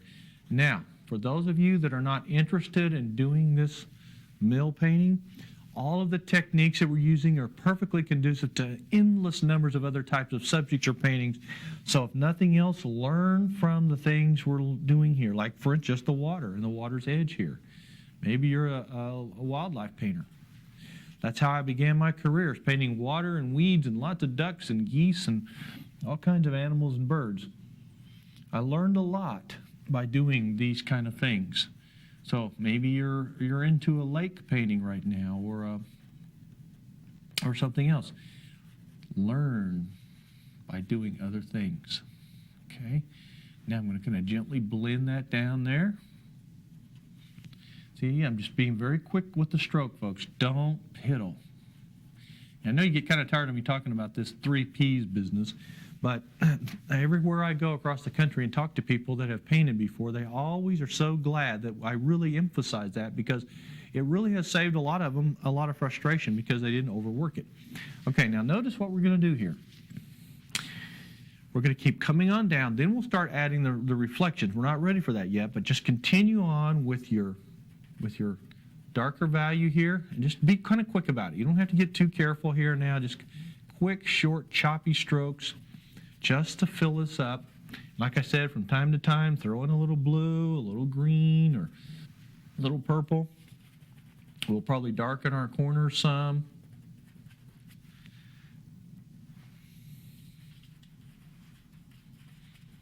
Just keep working across like this.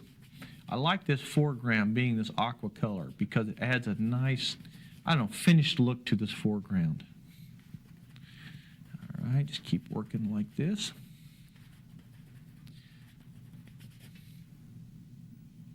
Now I add a little burnt sienna to that blue just to sort of deepen it.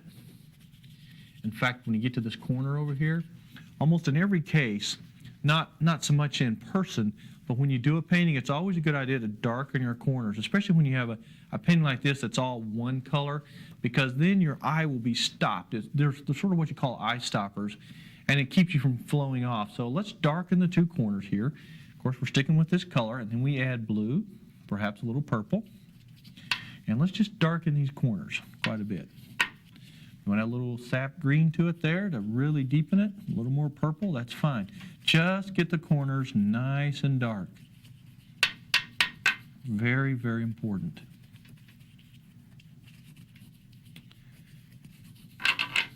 Then when we come back into the center here, as you can see, we'll make it just a little bit lighter in some of these areas between the buildings and so forth. But right now, darken that corner, and then we'll be in business. This is so much fun.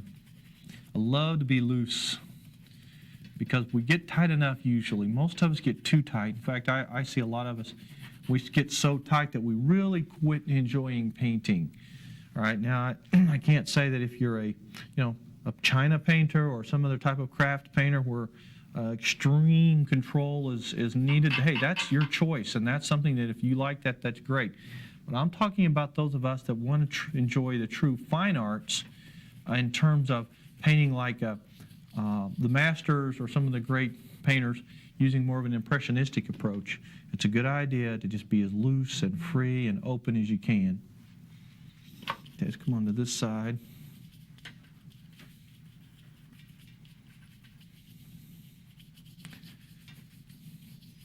See, already you can see your eye starting to go back in this way. It's a wonderful composition, too.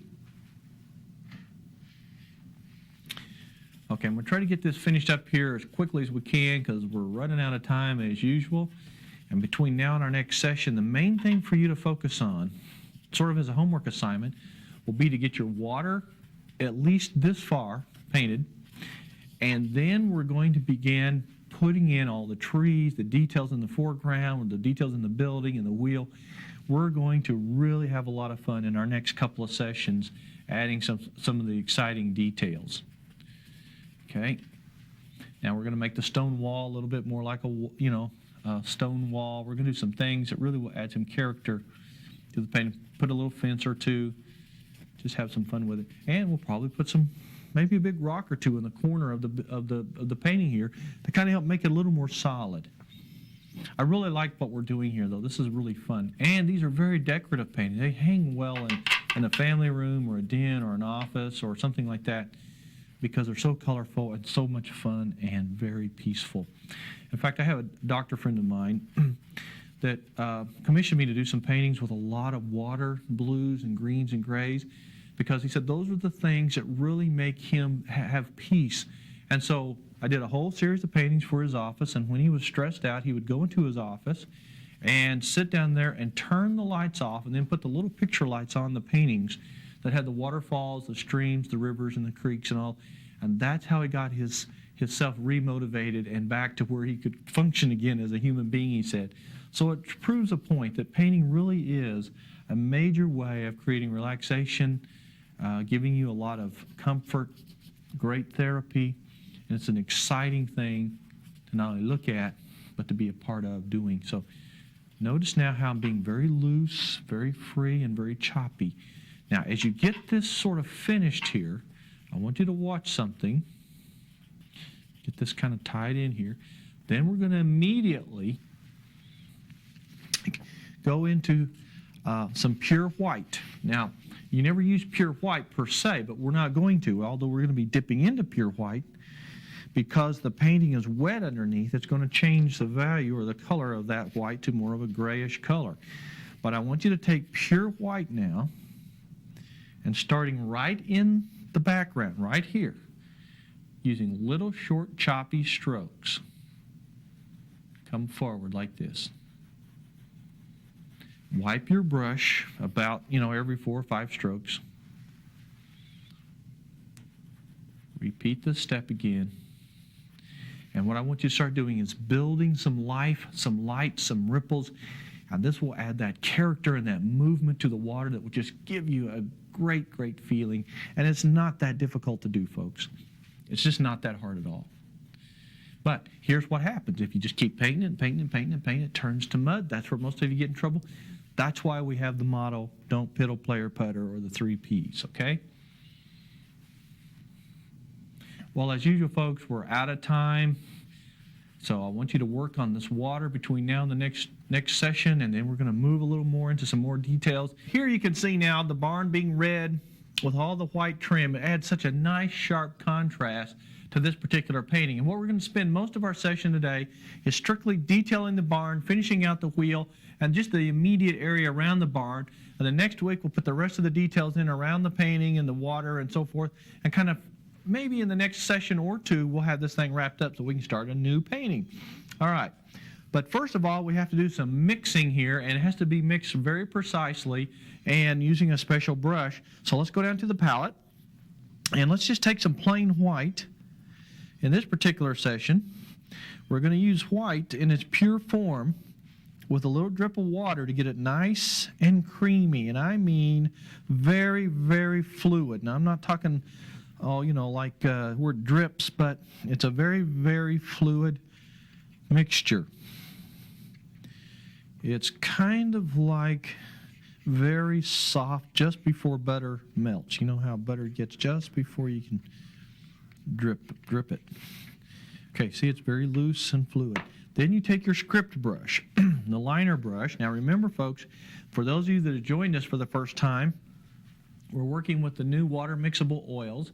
You don't have to use any turpentines, thinners, or cleaners, just pure water to thin, to mix, and to clean with. And this is the most incredible invention that's ever been made in the world of art.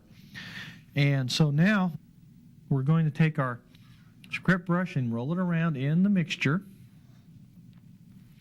And let's take your steady rest, and we'll start just anywhere there are some of these details. And you just begin the process now of putting all the highlights around your barn.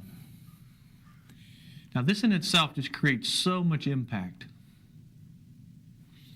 Okay, just be very careful, but if you use your steady rest system properly, this is an outstanding opportunity for you to really make this barn look complete. Now every time you put a swish, it's a good idea if you're working with the wet on wet technique, which this is. Now some of you that are waiting from week to week, of course most of you are, because you're seeing the program today and next week another program, but I'm painting these in succession, so my paint's still wet. And if yours is still wet, say you're just now reaching this point, and you will wipe your brush out so that the red doesn't come up underneath it too much. Otherwise it'll be real clean and sharp. You don't have to worry about it too much. All right, so you get your outer ridge. See, I'm just wiping my brush. You may even want to rinse it out once in a while. It's a good idea to keep a paper towel handy. All right, now we come around here and we outline the doors and windows.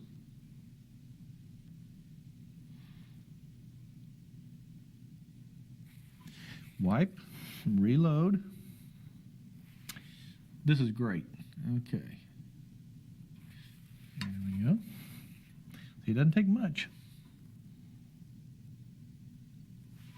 See how sharp that makes that look? Really gives this painting a lot of character.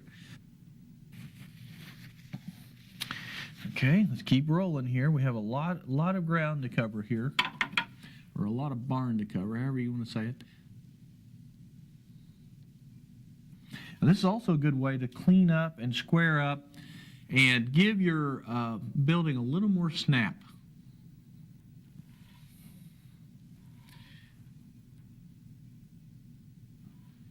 Really is fun.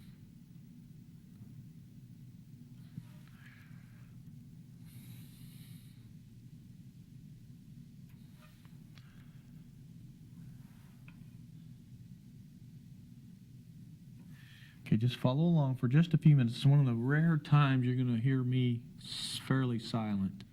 But some things you just have to do sort of spend some time on, and we just don't have a whole lot to talk about at this point. So let's just get your highlights on.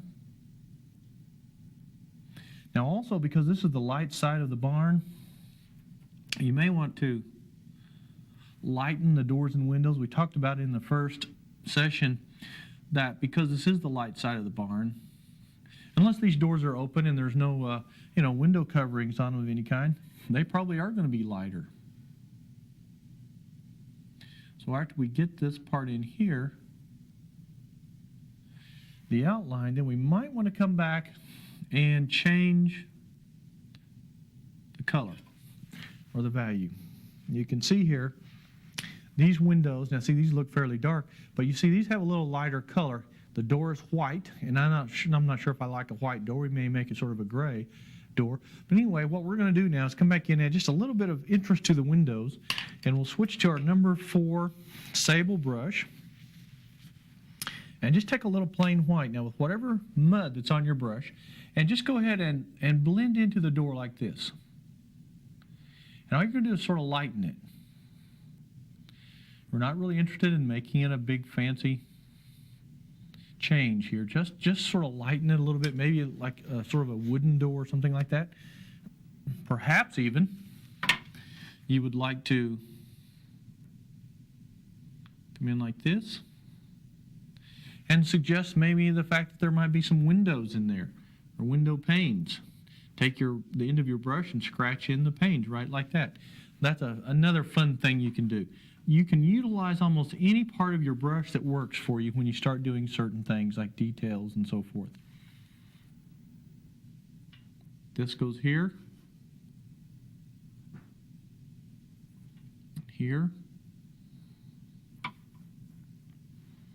and just sort of, you're not really trying to make them look like anything, you're just trying to change the color, okay, just a little bit. Now, let's go back to putting the edges on. The trim work around the edge of the barn. I know about this because I just finished building one of these little guys, a smaller version, of course, but I'll tell you what, it was a lot of fun. All right. Got to highlight there.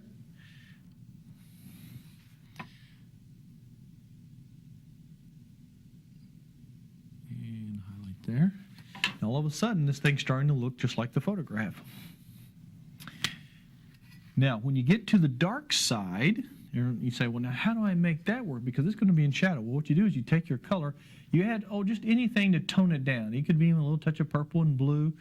But so you just get a much sort of a grayer shade of this. And you go right down the side. Like that. And up here under the shadow here, you go ahead on the front part and put a little touch like that. Then you come over here, do this part.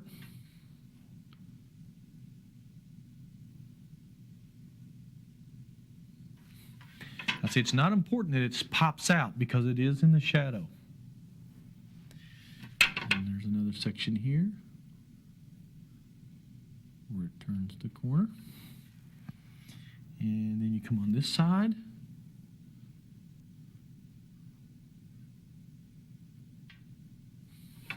So you can see little by little how all of a sudden it begins to shape up.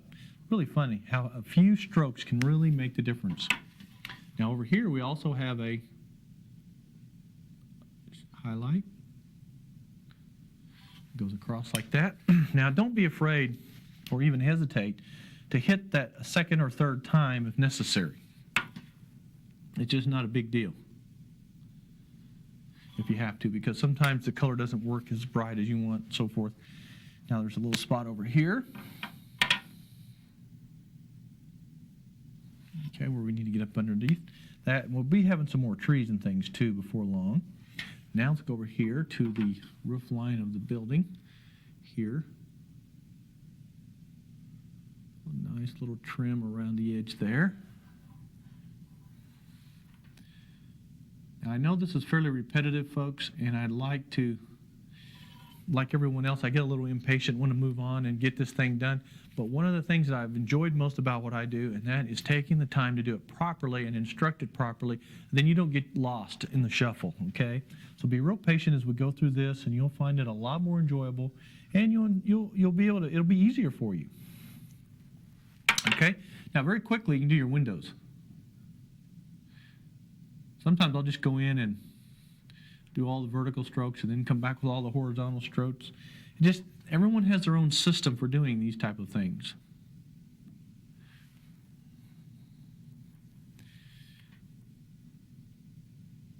And if you want to put some little window panes in there, that would be okay too. That's no problem whatsoever.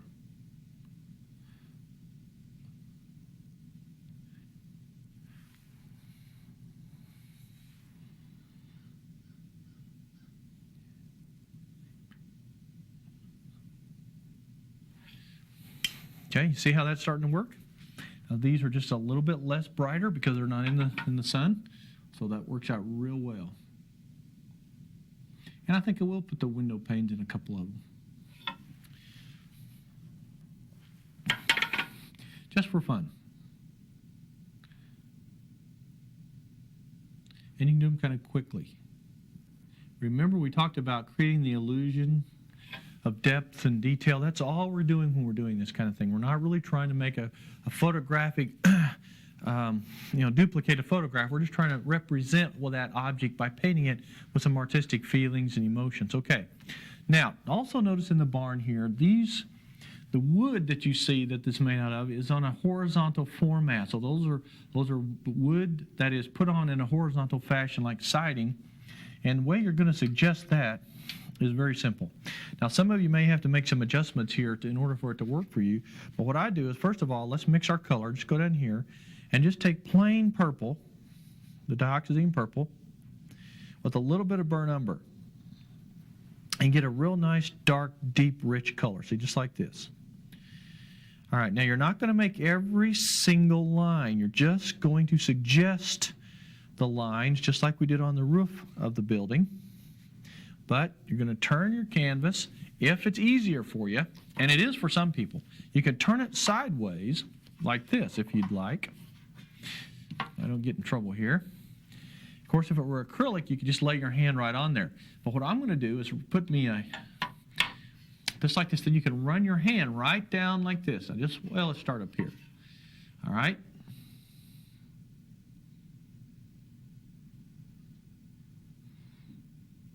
Now, don't get carried away with making every single line. Just a few to get started. And that sort of suggests the verticals or the horizontal structure of the wood siding. Now, of course, it looks vertical here because it's this way, but when you're done, it won't look like that. Just put a few quick lines. I've even known artists that would go in and they'd take a pencil or any object that you could create lines with. It doesn't really matter.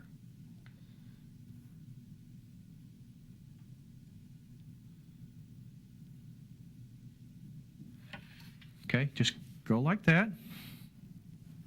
And all this does is create a suggestion. Now, I'm going to recommend that you perhaps be a little more careful, because I'm always going to be in a hurry on the show. But you can take a little more time to be a little more accurate. But this is a technique that I've used many, many times, and it has helped a lot of people. Now, so you do the same thing even on the dark parts.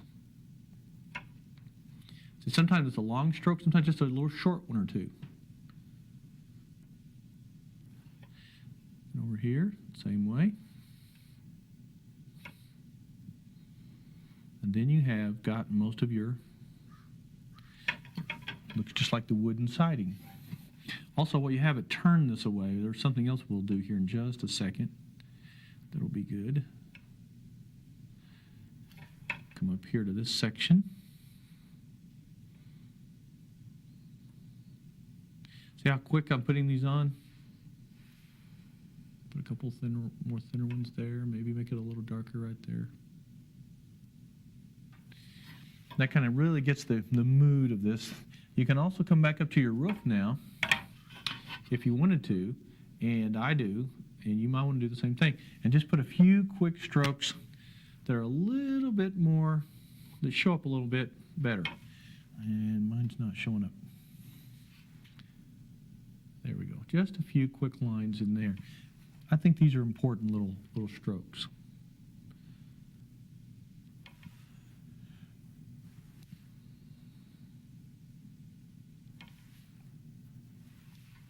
Doesn't take long.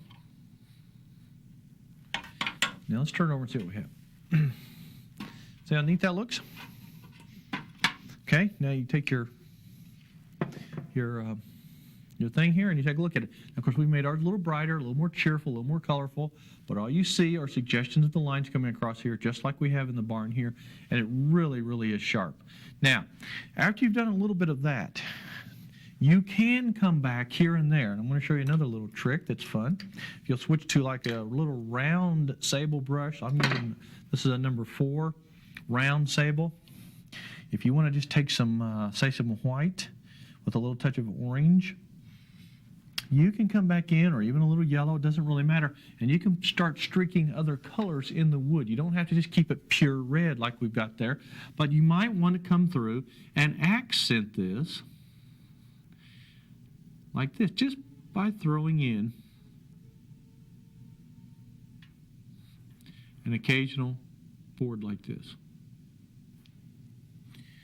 Now you see what that does, it adds a little bit of sparkle, a little more sunlight, a little more life to the painting, and you can even do the same thing on the dark side, as long as you're very careful. You don't want to get too much light over here, but if you'll notice what it does, it three-dimensionalizes the boards just a little bit more and adds that little bit more character.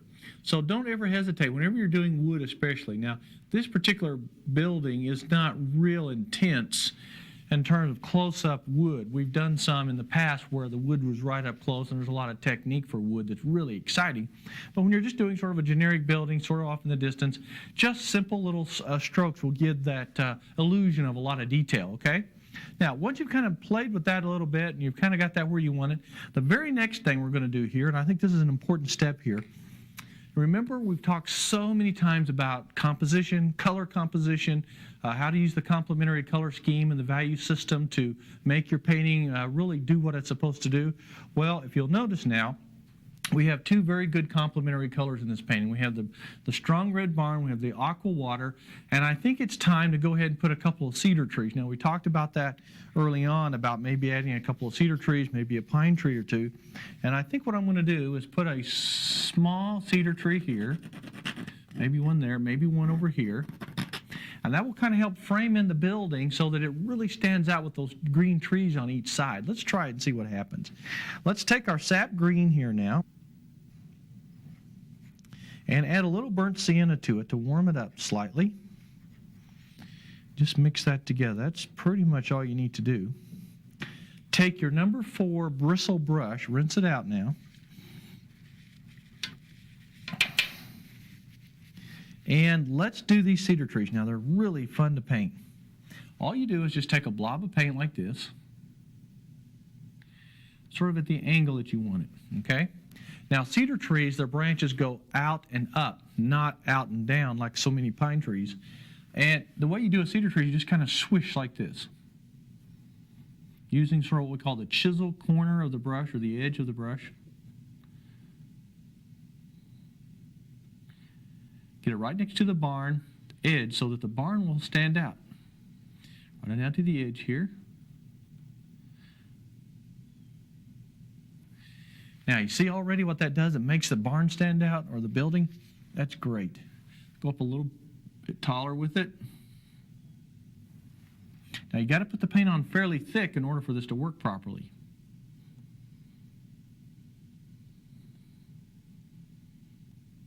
Maybe a little short one right there.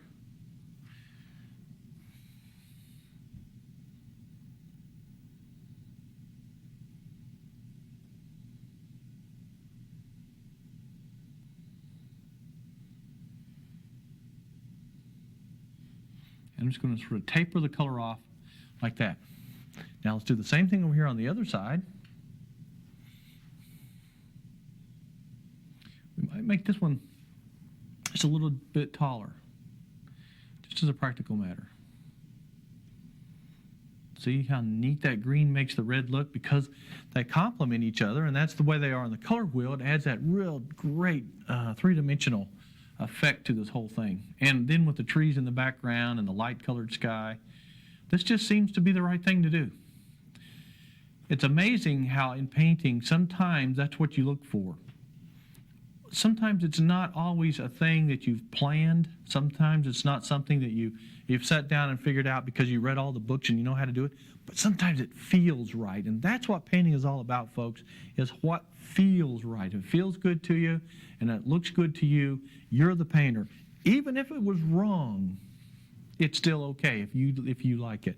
You know, you got to think about the great modern artists and the like Picasso and some of the great painters. They all painted things in a very distorted, sometimes very confusing way, but it was okay. The art world accepted it. Not a lot of us didn't understand it. I still don't understand some of the things these people did, but I have learned to respect all the forms of art just because art is individual. And if you're happy and you like it and it works for you, it's all that matters. Okay, let's go over here and put another one just to sort of taper this on. I love these little trees in here. I think this is just what we were looking for. Just the ticket. Isn't that exciting now, how that starts to set this thing off? Kind of has a, I don't know, refreshing look, doesn't it? All right, now then, while we have the barn here, let's go ahead and kind of get a little reflection in the water. And if you just take the same brush, using even the color that's on there, add a little bit of the dark red, the deep red, which is the Grumbacher red, and with the green that's on your brush, I'll go ahead and show you this again. You can see the reflection in the water here, okay? Now all you're going to do is just sort of gently wiggle your brush like this in amongst the movement of the water. You're not going to try to duplicate its form.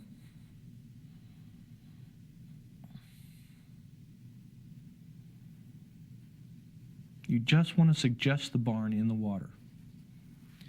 Then you come over here on this side. You want to add a little white to the color. Make it just a little bit lighter. You can do that.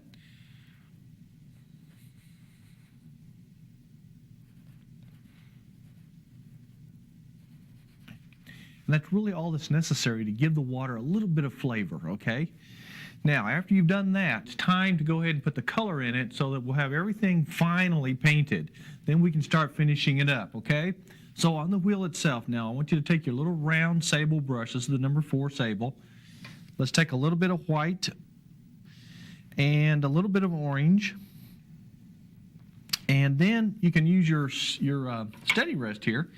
And it's just basically all you're doing is filling in the spaces that are left here. Just simply blocking in these little horizontal lines all the way down to the edge of the water. That just all this does is kind of give this a little bit more of a finished effect.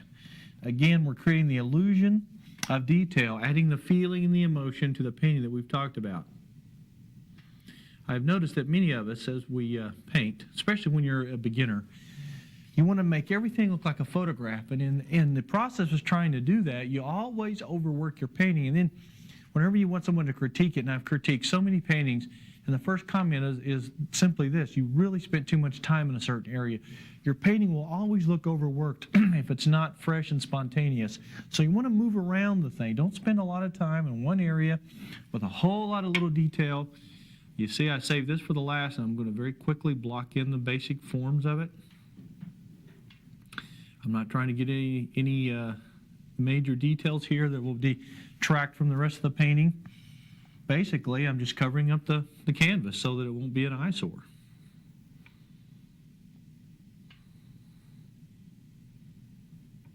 Really a simple procedure. Okay, and then we're going to put a little rim around the edge of it here. Okay, I'm just going to go around the edge like this and just sort of outline it, so to speak. I want to say the word outline very carefully because a lot of us do have a tendency to think we have to outline everything. And you don't really have to when you do this. But you see how nice that fits in there? And we haven't really done anything, okay? We've just sort of put in a few little smudges and strokes, and now it looks like a wheel. Okay. Now, after you kind of block the wheel in, now we're going to do some of the fun things that I really enjoy most about finishing a painting. Now, there's a lot of things I like about the beginning of a painting, but what I like most about finishing a painting is, like, for instance, this little stone wall right here. If you'll take your number 6 or your number 4 bristle brush, I'm going to give you a little homework assignment here because we're running out of time as usual. You can see we've already underpainted and blocked in these things. Now it's time to come back with some darker colors. For instance, like a little bit of a burnt umber, a touch of burnt sienna, a little purple or blue, a mixture of colors. And all I want you to do is just come in here and put little strokes like this that are sort of broken. Now you've seen me do this like when we did a whole series of southwestern pieces. You saw me do a lot of stone walls and things like that on some of the missions and everything. It's very similar to that. You just come in here and you put little short, choppy, broken strokes. Of course, you want to come in now and you sort of want to straighten the wall up, if you will, kind of give it just a little bit more character, but you don't want to get too carried away. And then we'll go like this right on across. You see how that's working? Okay. Kind of square it up, clean up the canvas. And especially right here, for instance, maybe make these a little darker. These could be cut stones. They could be stones they just found around in the area. Of course, there are endless numbers of stones up in this part of the country. They use a lot of it for building, landscaping, and so forth. Okay. So you just sort of ad-lib and suggest. That's all you have to do, okay? But let's decide where we're going to put our trees. Now remember, early on, we talked about some of the trees that are in this particular painting. Now we added a couple of the cedars, which you can see hanging out here, by the way. But this big tree right here, in my opinion, sort of obliterates the beauty of this old mill. So what I've decided to do is move a couple of trees over here that we can reflect it to the water. Put a couple right here beside the building, kind of on the water's edge. Maybe one or two more over there. And there's a fence back here that probably goes on. This, by the way, is the road bed that goes on the front of the building. And then the water, of course, goes underneath it as it flows through this little section right there. So let's go ahead and start with our two big trees on the right-hand side of the painting and watch how just those two trees alone really add some really strong finishing character to the painting. Now take your number 4 bristle brush. Let's go down here to the palette. Take burnt umber with a little purple. And let's just block in the shape of the tree right here. Now watch this carefully. Take your brush back like this and just don't be afraid. Now remember, folks, I've been working on this painting simultaneously for the last several hours. I have not gone from week to week like you have. It's just that the shows have to be aired that way in order to get them all in there. So your painting's probably dry. And if that's the case, then when you put your color on, it's going to be a little darker. So if that is what's happening to you, add a little more white to the paint and you'll be fine. Right now I'm using pure color, the burnt umber and the purple. And because my background's a little wet, you see, then it makes it not show up as much. So I have to go over it a couple times. So you do have an advantage by letting it dry. All right, now if you get the basic body structure of the tree in there, let's go ahead and put a little bit of the reflection in the water using the umber and the little purple. Okay, like this. See how I'm wiggling my brush? Kind of following the angle and the shape of the tree there.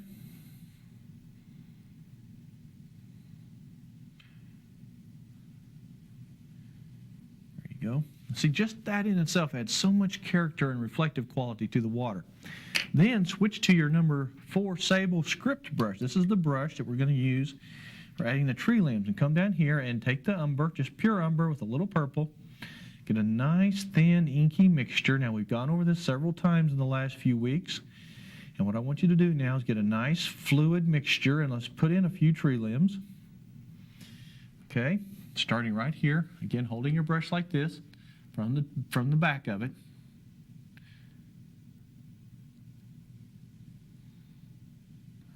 Now this is going to be great. Now once again, I've had many people say, well, every time I try to do that, I don't go as far as you do. Well, it's generally because you don't load the brush properly. Remember, you have to saturate the bristles down here, roll it around until the entire brush is filled with paint. And then come out like this. Always start from the inside and go out, from the bottom and go up. Never start from the top and go down because you'll always get in trouble. Now at this point, see, I can go in here and I can begin to proportion the tree. You know, I may even have a little broken stump right there coming off or whatever. There may be a sapling or two at the base. Excuse me, I'm just getting over some kind of a cold here and I'm still struggling with it a little bit. Okay, let's come up here.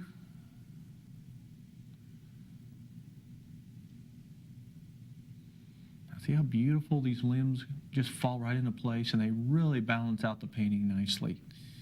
Now, because you are your own boss and you have the right to use your artistic license any way you want to, it doesn't really make a whole lot of difference where you go with these limbs as long as they fit the character of the painting. Now, if they start getting out of hand and overpower the painting, then you have a little problem. Now see here I'm putting in some saplings sort of at the base.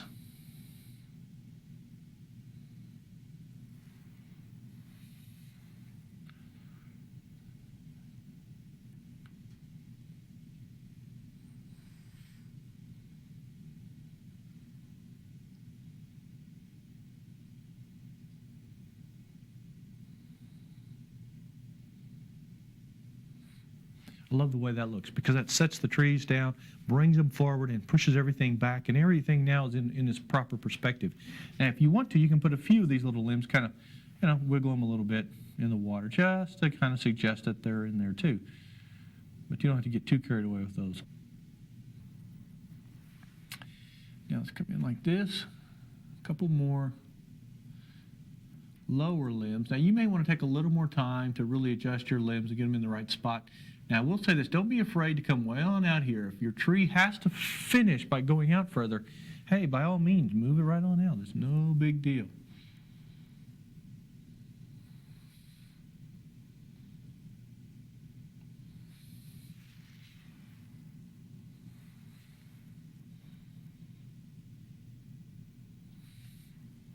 Okay, let's just keep building this. Now we're going to come over here on the right-hand side of this tree here.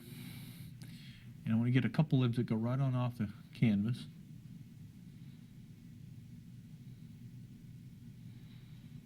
Okay, now we're doing real good. Limbs coming down, it's okay if they come kind of in front of the barn. It also helps to set the barn back a little bit and adds a little bit more character to your tree.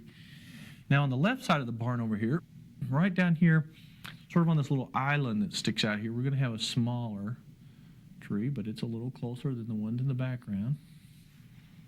Now remember this painting has, or this photograph, if you look here, has lots of trees all the way around it. That's what gives it its character.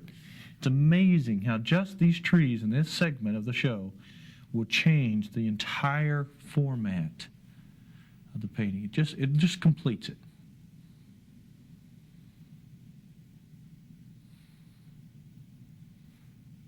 Okay, now I'm just going to spend a little time here getting all the trees in here.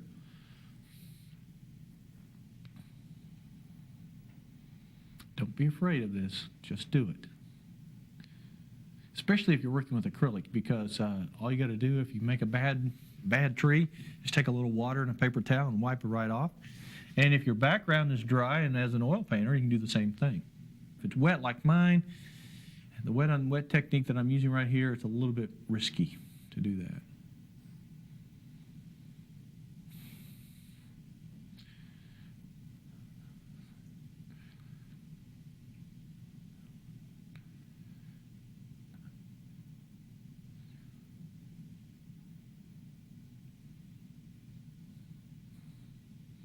So I'm just kind of building up some little weeds and brush, maybe a little shading right there. And then I'm going to come back, because this is part of a little wall right here too, taking my number 6 or number 4 bristle brush.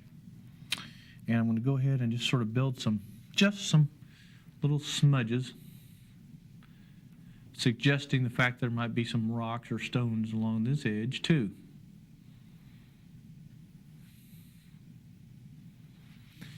You see, it's important that everything sort of channels right into this section of the painting. The water, the wall, the tree limbs lead in there. Everything just sort of focuses there.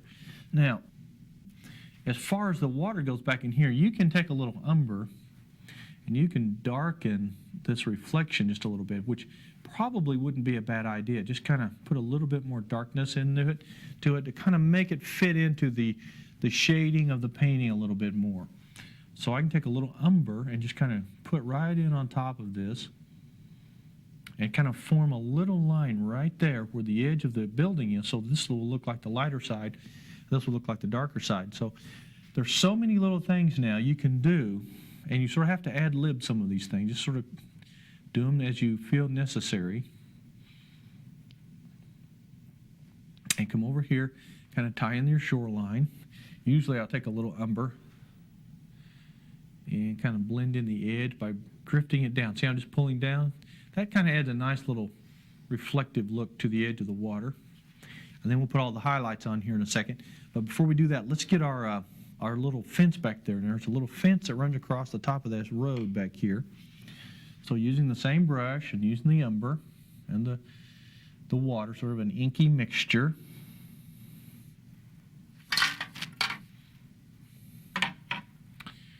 Go across here like this.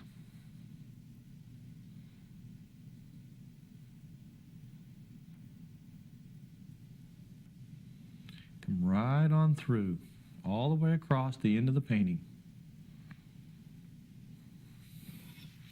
Now this has a nice little touch to the piece. And if you want to put some cross rails on there, don't be afraid to do that. Just go ahead and add a few little rails. That kind of adds a nice touch to it also. You can't really see it too well when you get up in there to where the pine trees are, but you can sure see it out here, and it really looks good.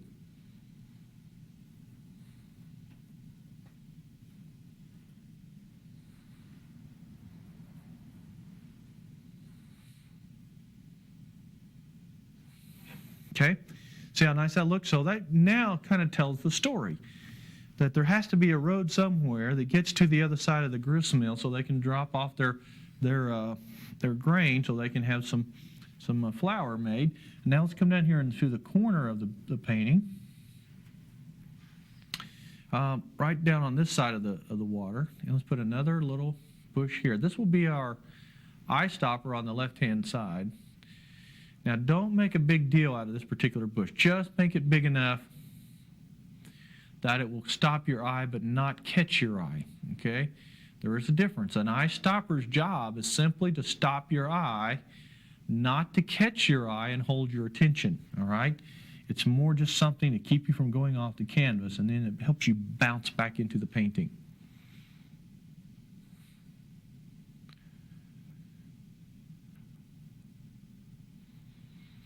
Okay, now make it just sort of little bushes along the edge there. And, of course, little reflection wouldn't be bad. And that kind of helps settle things down. All right, now then, let's go back up here to our wall. While you have this dark color on your brush, well, you might want to go ahead and use your steady rest. I'm going to go ahead and block in these great big, see, I'm just going to take my brush and I'm going to make stones. Now, I want you to notice what I'm doing here. I'm just outlining each one individually, making them different shapes and sizes so that it really has a nice character. This is great fun, especially for those of you that love detail work, okay? Detail work is not all that exciting to me if I have to spend a lot of time on it. I'm the kind that like to move on, but I like intermediate detail like this, where you can create the suggestion. Really looks like you spent hours on it, and maybe you just spent a few minutes.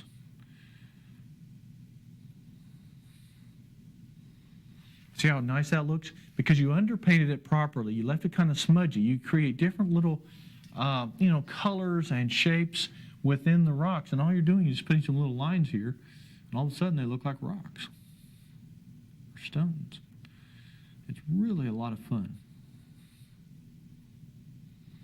But now you can see, folks, how important it is that everything you do, every single painting, has to start with a well-grounded, well-understood underpainting. Everything has to fall into place by having a proper underpainting first. And once you've got that down, the sky's the limit. Okay, now come right on out here. This will taper right on off over into this section. And quite frankly, there's probably another little bridge or a road bed back over here. I've been around enough of these old mills and things to realize that they are in some fairly precarious positions because of the way they have to be located next to these streams and so forth. And almost all of them were located as close to a main road as possible so that the people, the farmers, and the people in the community could get to it easily. But sometimes we're offset just a little bit. Now, this particular thing right here, a lot of times they'll have little walkways going out to the wheel for maintenance purposes or whatever, and you would see all kinds of little things. Sometimes you'd see the board sticking up here. Maybe there's a little wall or section of the wall, and sometimes you'll see little things sticking up like that. Sometimes it's just to keep people away. So see, that adds a real nice just a few little lines to create character is really all that's necessary to make that have a little bit more finished effect. Now see how beautiful this is starting to come out. Aren't you excited about this? I certainly am. Now let's go ahead and do a little highlighting now. This time we're going to use our palette knife. Let's find our palette knife here. I know it's still here someplace. Oh, here it is. Now, just take a little bit of white down here and a little touch of orange, and let's mix it together. This is pretty much our traditional standard sunshine color that we use so often. I think I add a little yellow to it. There we go. Yeah, that's good.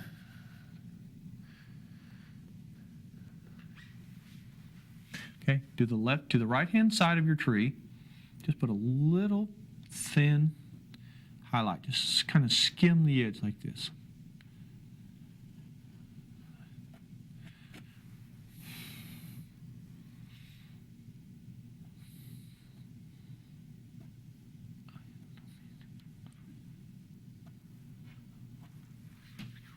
Now see how beautiful that makes the sun come out? Now, if you want to, so you can go ahead and put a little along the edge here. This will create sort of the flatness along the shoreline. Adds a real nice sunlit effect.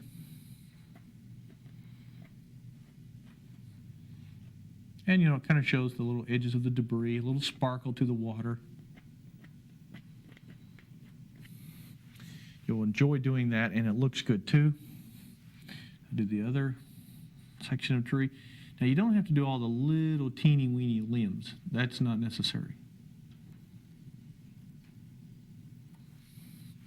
But see, that gives it just a little bark, and then put a little smudge in the water, just enough to kind of give it some character. Okay, see how nice that looks? Then you come over here and hit this one very quickly.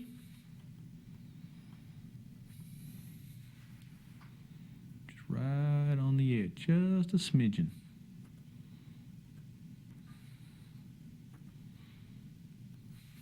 Now, I didn't reflect this one in the water, so I'm going to go ahead and take just a little bit of umber on my little round sable brush. This is not the script brush, but the little round sable. Yep, a little more paint would be good.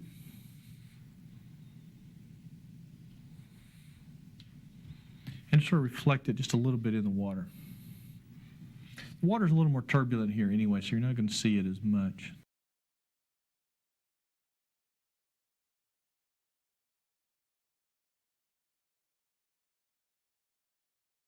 Now I'm going to take plain white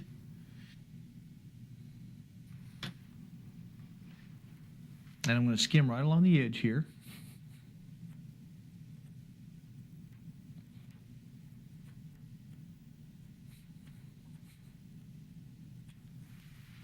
To create the little edge and the sparkle and a little bit more of a finished effect there. And you can come right on out into the water just a little bit. But see how parallel the strokes are? They're not crooked, they're parallel. This is what makes the water look flat.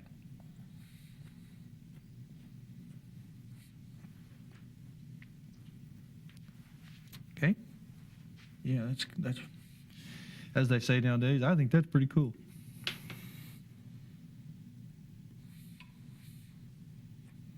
It's a nice touch.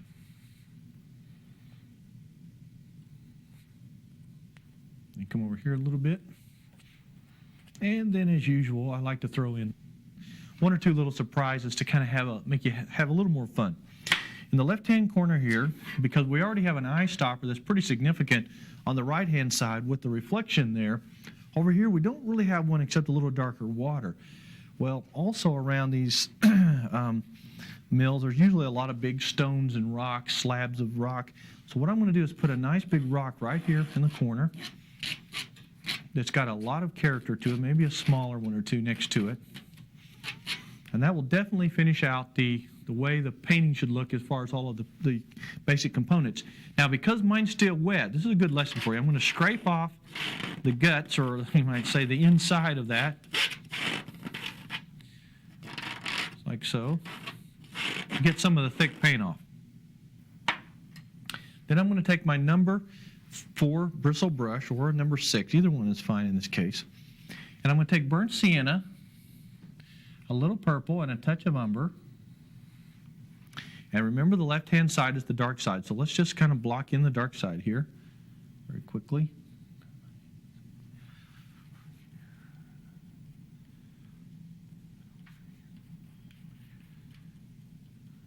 And there's another section of one here. Now, I know some of you panic every time we talk about rocks, but it's really hard for me to do a painting without rocks in it, or at least a couple of rocks. Most of you know that. In fact, those of you that painted with me in a class before, or been in one of my private lessons, you'll know that rocks not only are my favorite thing to paint, basically, but they also add so much character to the painting. All right, now I'm going to wipe out my brush, and I'm going to take my sunshine color, which was the orange and white. And I'm not going to really clean it that good, but I'm going to get some of the excess paint off. And then I'm going to come over here very quickly. Just going to lay some highlight right on top, like this.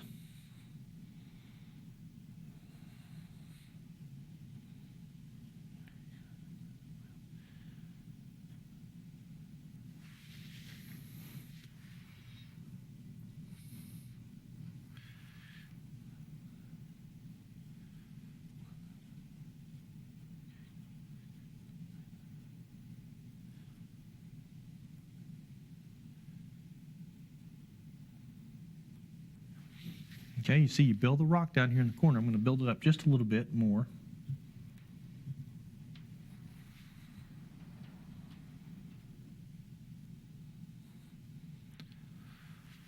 Okay, now then, I'm going to put just a few little weeds coming out.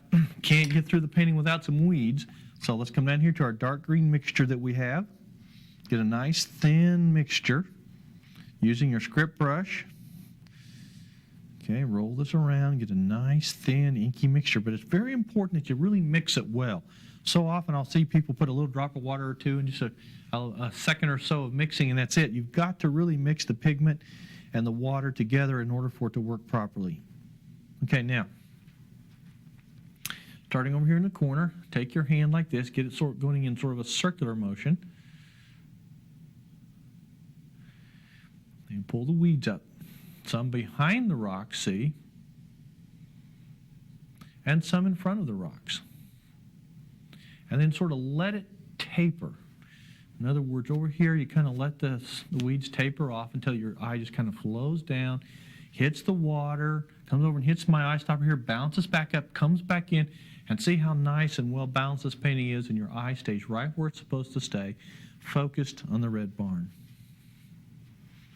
Okay, let's get the rest of our weeds in here.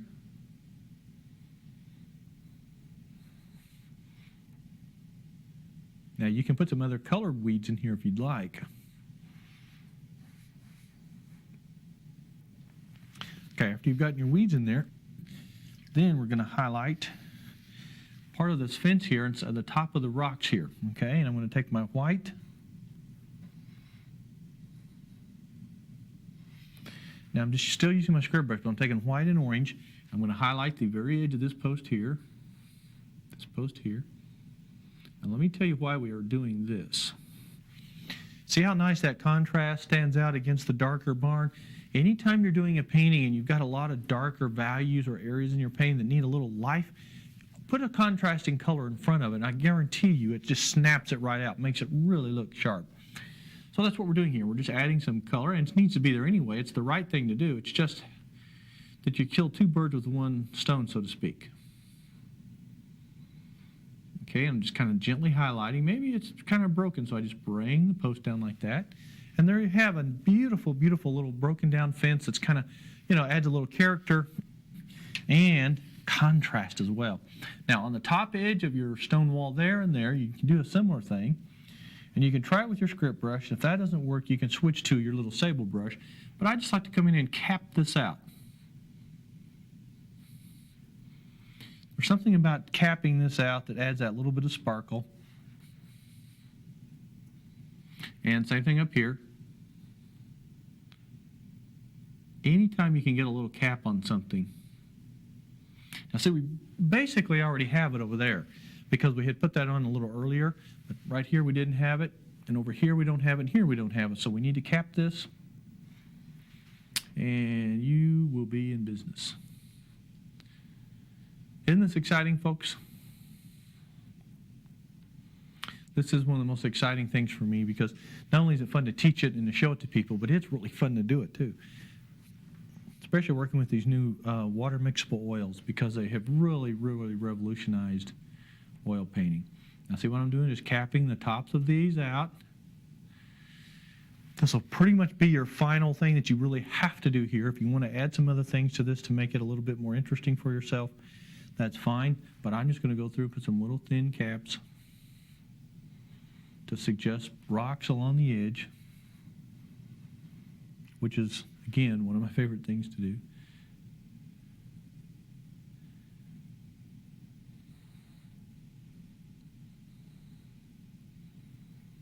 Isn't that exciting how all of a sudden just a few quick little highlights and pow, you've got some little pebbles and rocks. Really wonderful.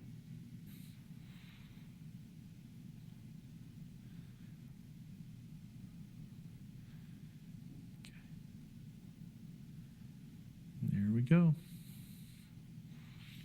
Pretty exciting, huh? Okay. Well, listen, we're about to run out of time, folks. So before I go and mess it up and I get into the 3 Ps, remember our motto, don't piddle, play, or putter, okay? Because if you spend too much time trying to fix something that you just can't fix, or perhaps you've gone as far as you can go, you generally get it muddy and you ruin it and you get a little bit aggravated yourself. Now, we're basically done with the painting. I hope you've enjoyed. It's been a lot of fun for me, but I want to give you a little rundown on what we're going to do next time because it's going to be really different, a very unique thing, something that you need to be tuned in for.